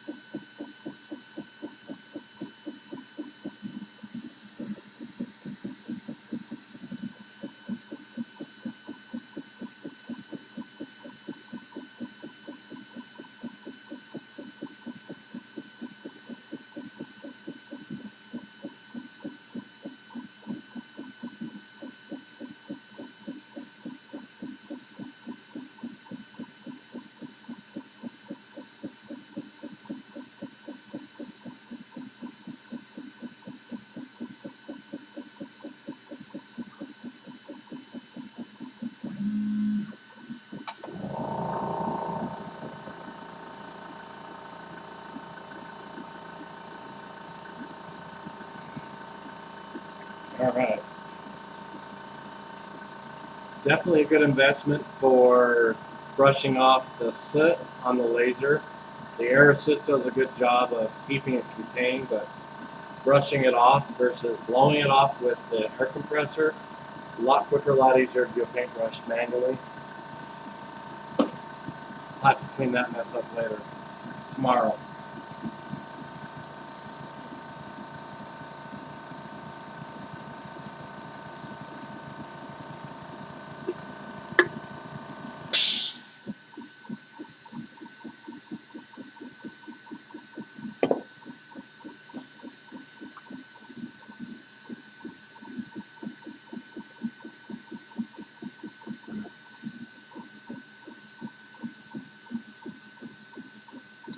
Those of you that have joined and that you're still here, thanks for watching.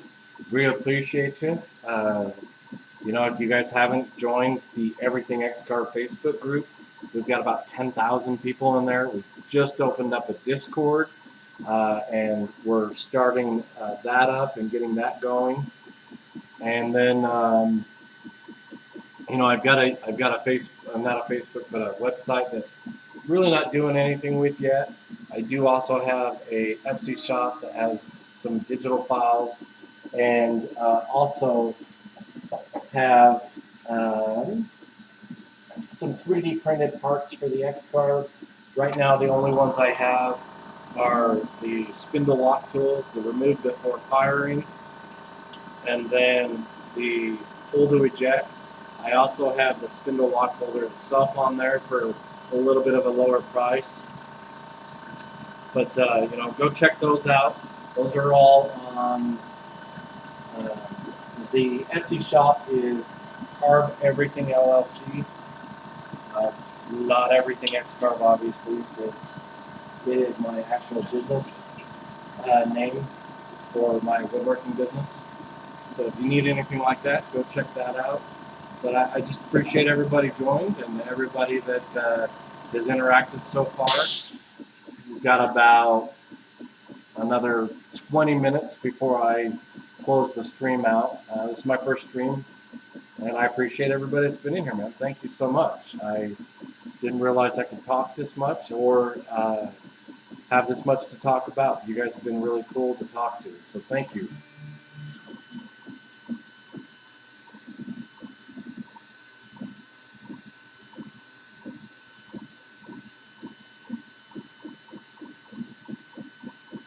Plus, it's just been really fun. I thought more questions would come in on the laser, but it's been more about just the X-Carve in general.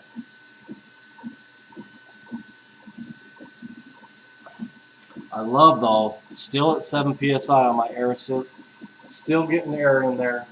Love it, love it, love it.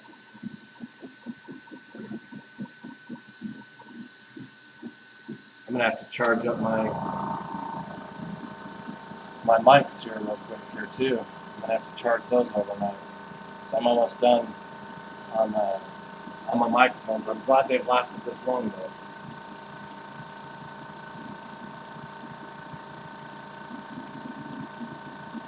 It's definitely lunchtime.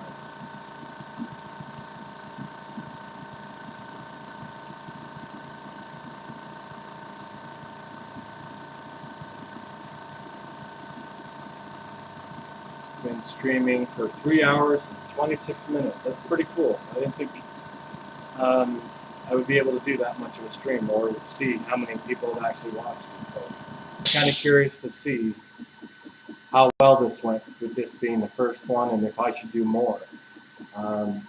Something that I'm always for and I'm always out here, just didn't know how well the quality would be. So we'll see after this video. I know that I've got to work on some noise dampening for the machines that are running and maybe get some background music instead of having just ambient noise and hearing me. But I appreciate everybody that's joined, man.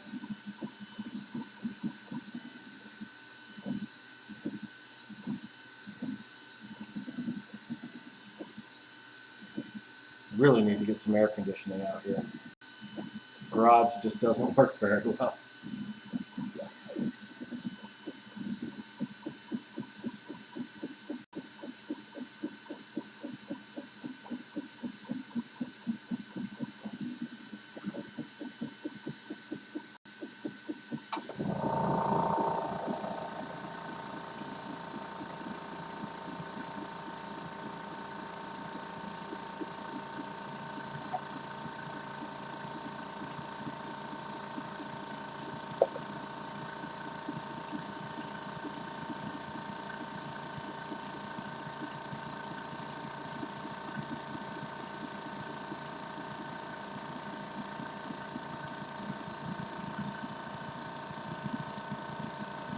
Wow, that webcam up there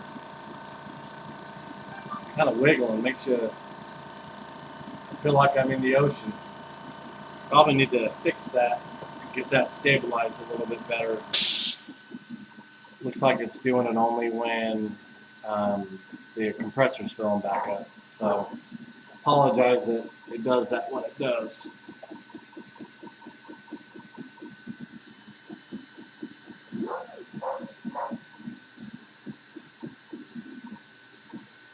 Well, those of you that are in the U.S., I hope that you're having an amazing Labor Day weekend and you got a big barbecue planned for today or tomorrow. It's Sunday, September 5th at 2:10 in Colorado here. So hope that you all have a really good holiday and that you all stay safe out there. Or if you're out in your garage or your shop, that you're just having a good time doing it.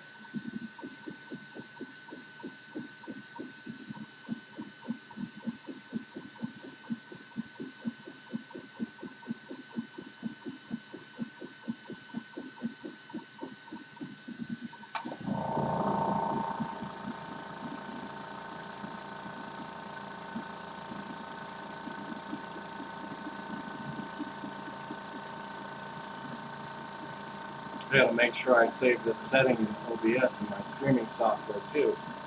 I'm really impressed with it. Hopefully, I'll have to get a Ethernet cable that's long enough out here. Figure that out because I'm probably gonna have to move my router back downstairs so I don't have to go as far and then pop a hole up here into my. I've got a hole already that goes into the house. Maybe push a Ethernet cable through there without telling the wife. It's a good thing she doesn't watch these streams. She watches the videos, just not the stream. This being the first one, of course. We'll see what she does. I doubt it. Oh, I don't think she's going to watch 3 hours of this.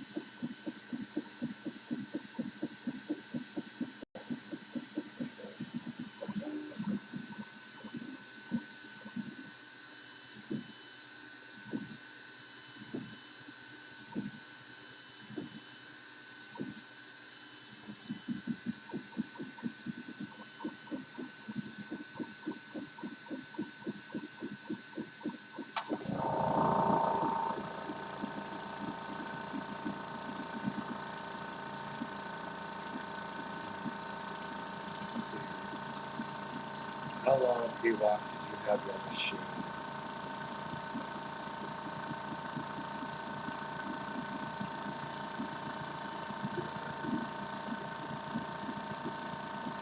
Hey P-Walk, let me know if you're back. Can you hear me?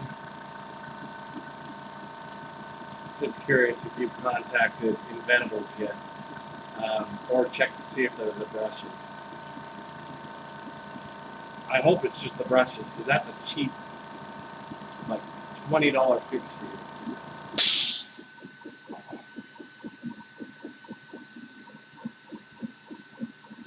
That'd be amazing if that's all that it is.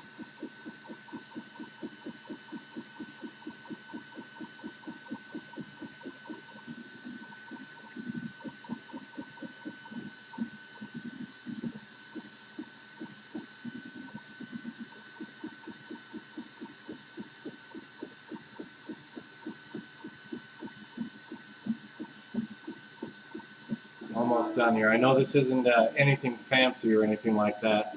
You know, it's definitely not.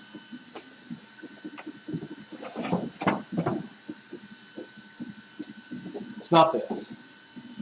You know, you've got your different levels of different things. It's definitely not your Star Wars or, you know, the first letter of your last name.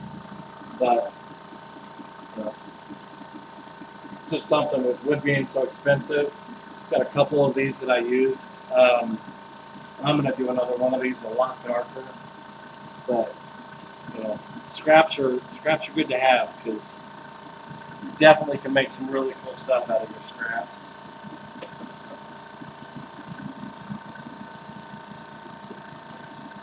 But unfortunately, this isn't anything fancy. But this is what makes money, and you've gotta do what the client asks.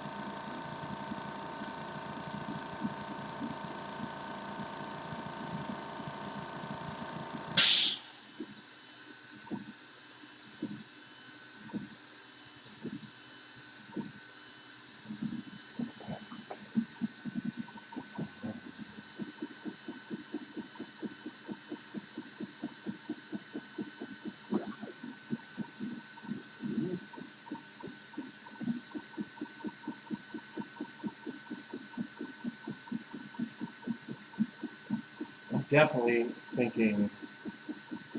I think we need to look up that DeWalt 660 and see what that looks like. Maybe that might help. Now, the question is it the same spindle size? Well, that looks a little different.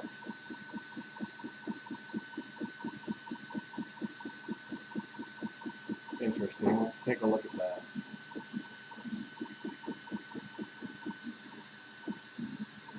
So that's available to put in the X-Carve.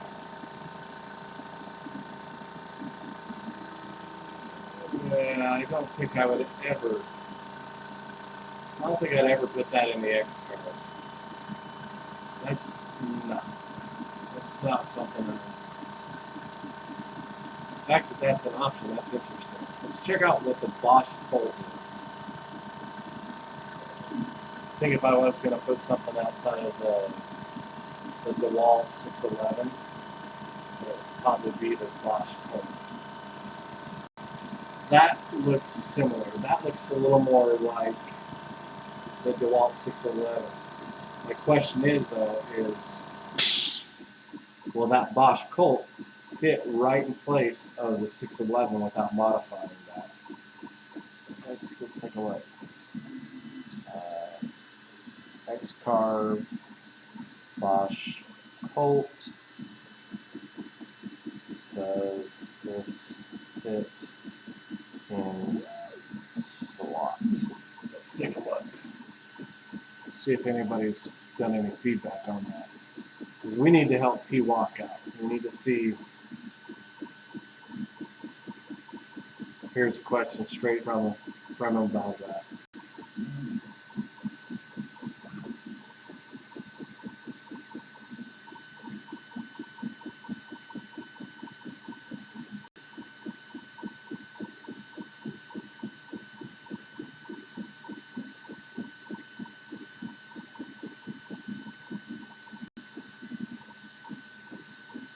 That looks a little old, 2015.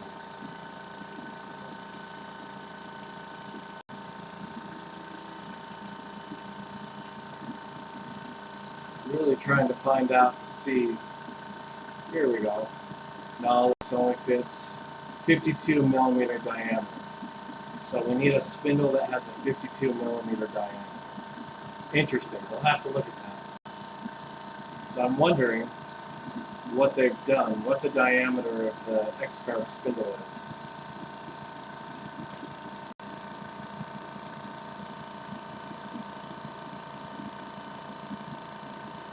Let's take a look. What is the spindle? That's the shank size. We know that. We're going to have to figure that out. Might have to ask Inventables what this means. Interesting.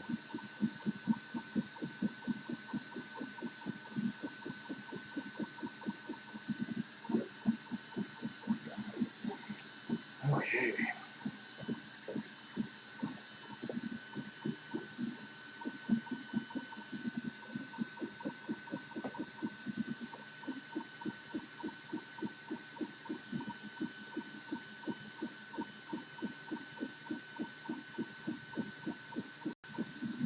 So excited for this to be done. Start the rest of the day barbecuing, getting some ribs ready for tomorrow, having a good Labor Day. Just kind of close out summer and get ready for winter here in Colorado.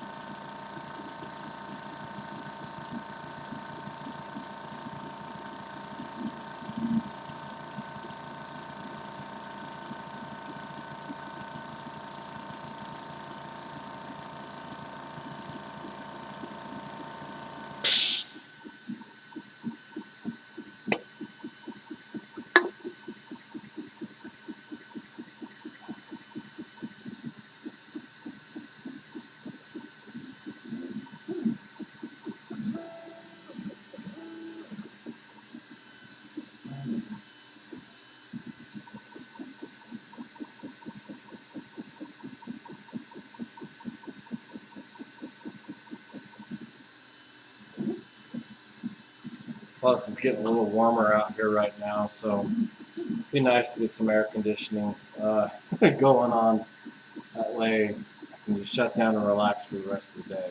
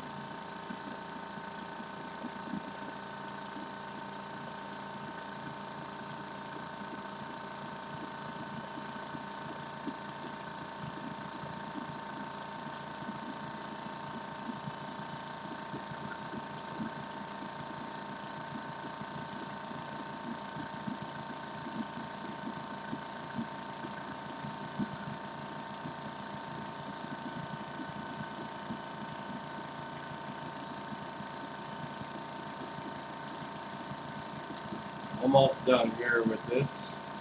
Like I said, nothing fancy here, but gotta have this on the back side of the laser etched monogram in order for me to be able to complete the order for the client. They need this from a compliance standpoint in order for the business. So we've got to make sure that it's done up nice, done right, and doesn't have any flaws, because it's definitely something that repeat clients want to make sure that it's to their specs, and that also helps advertise for them.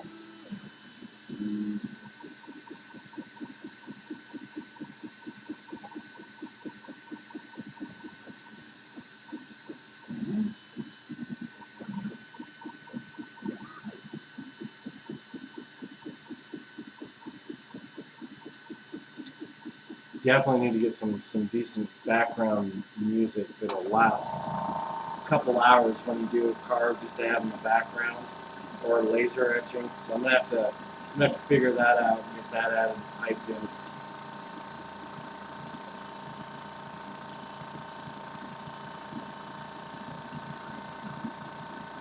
Like 92% done, 93%. So almost done, almost out of here. I appreciate y'all joining me though and staying with me. If you've been in it this long, or if you're just coming in, thanks for watching. Thanks for supporting. I appreciate it.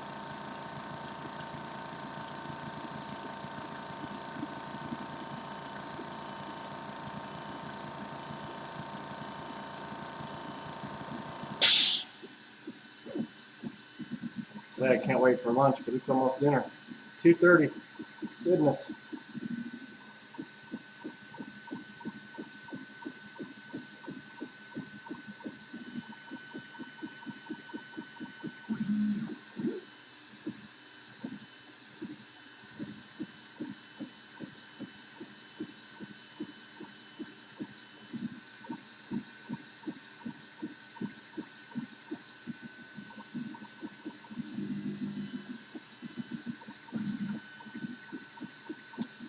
definitely have to do these more often.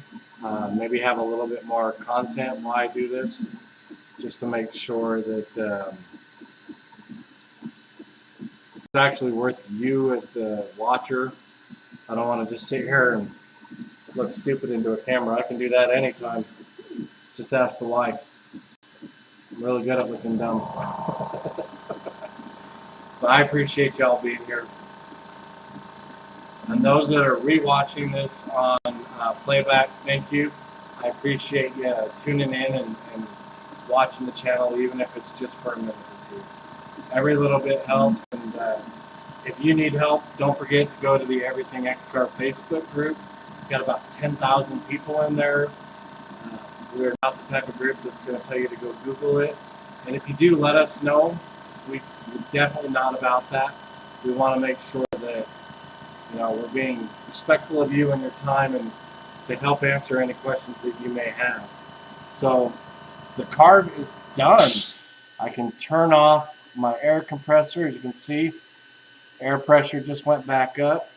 But I appreciate you hanging out with me. And P-Walk, hit me up on the Everything X-Carve Facebook group. Let's try and figure out what exactly is going on with your spindle router and whether it needs new brushes or not. And that way, if you have any additional questions, we can help you out in the group. Everybody, thank you so much for watching. I appreciate you and your time.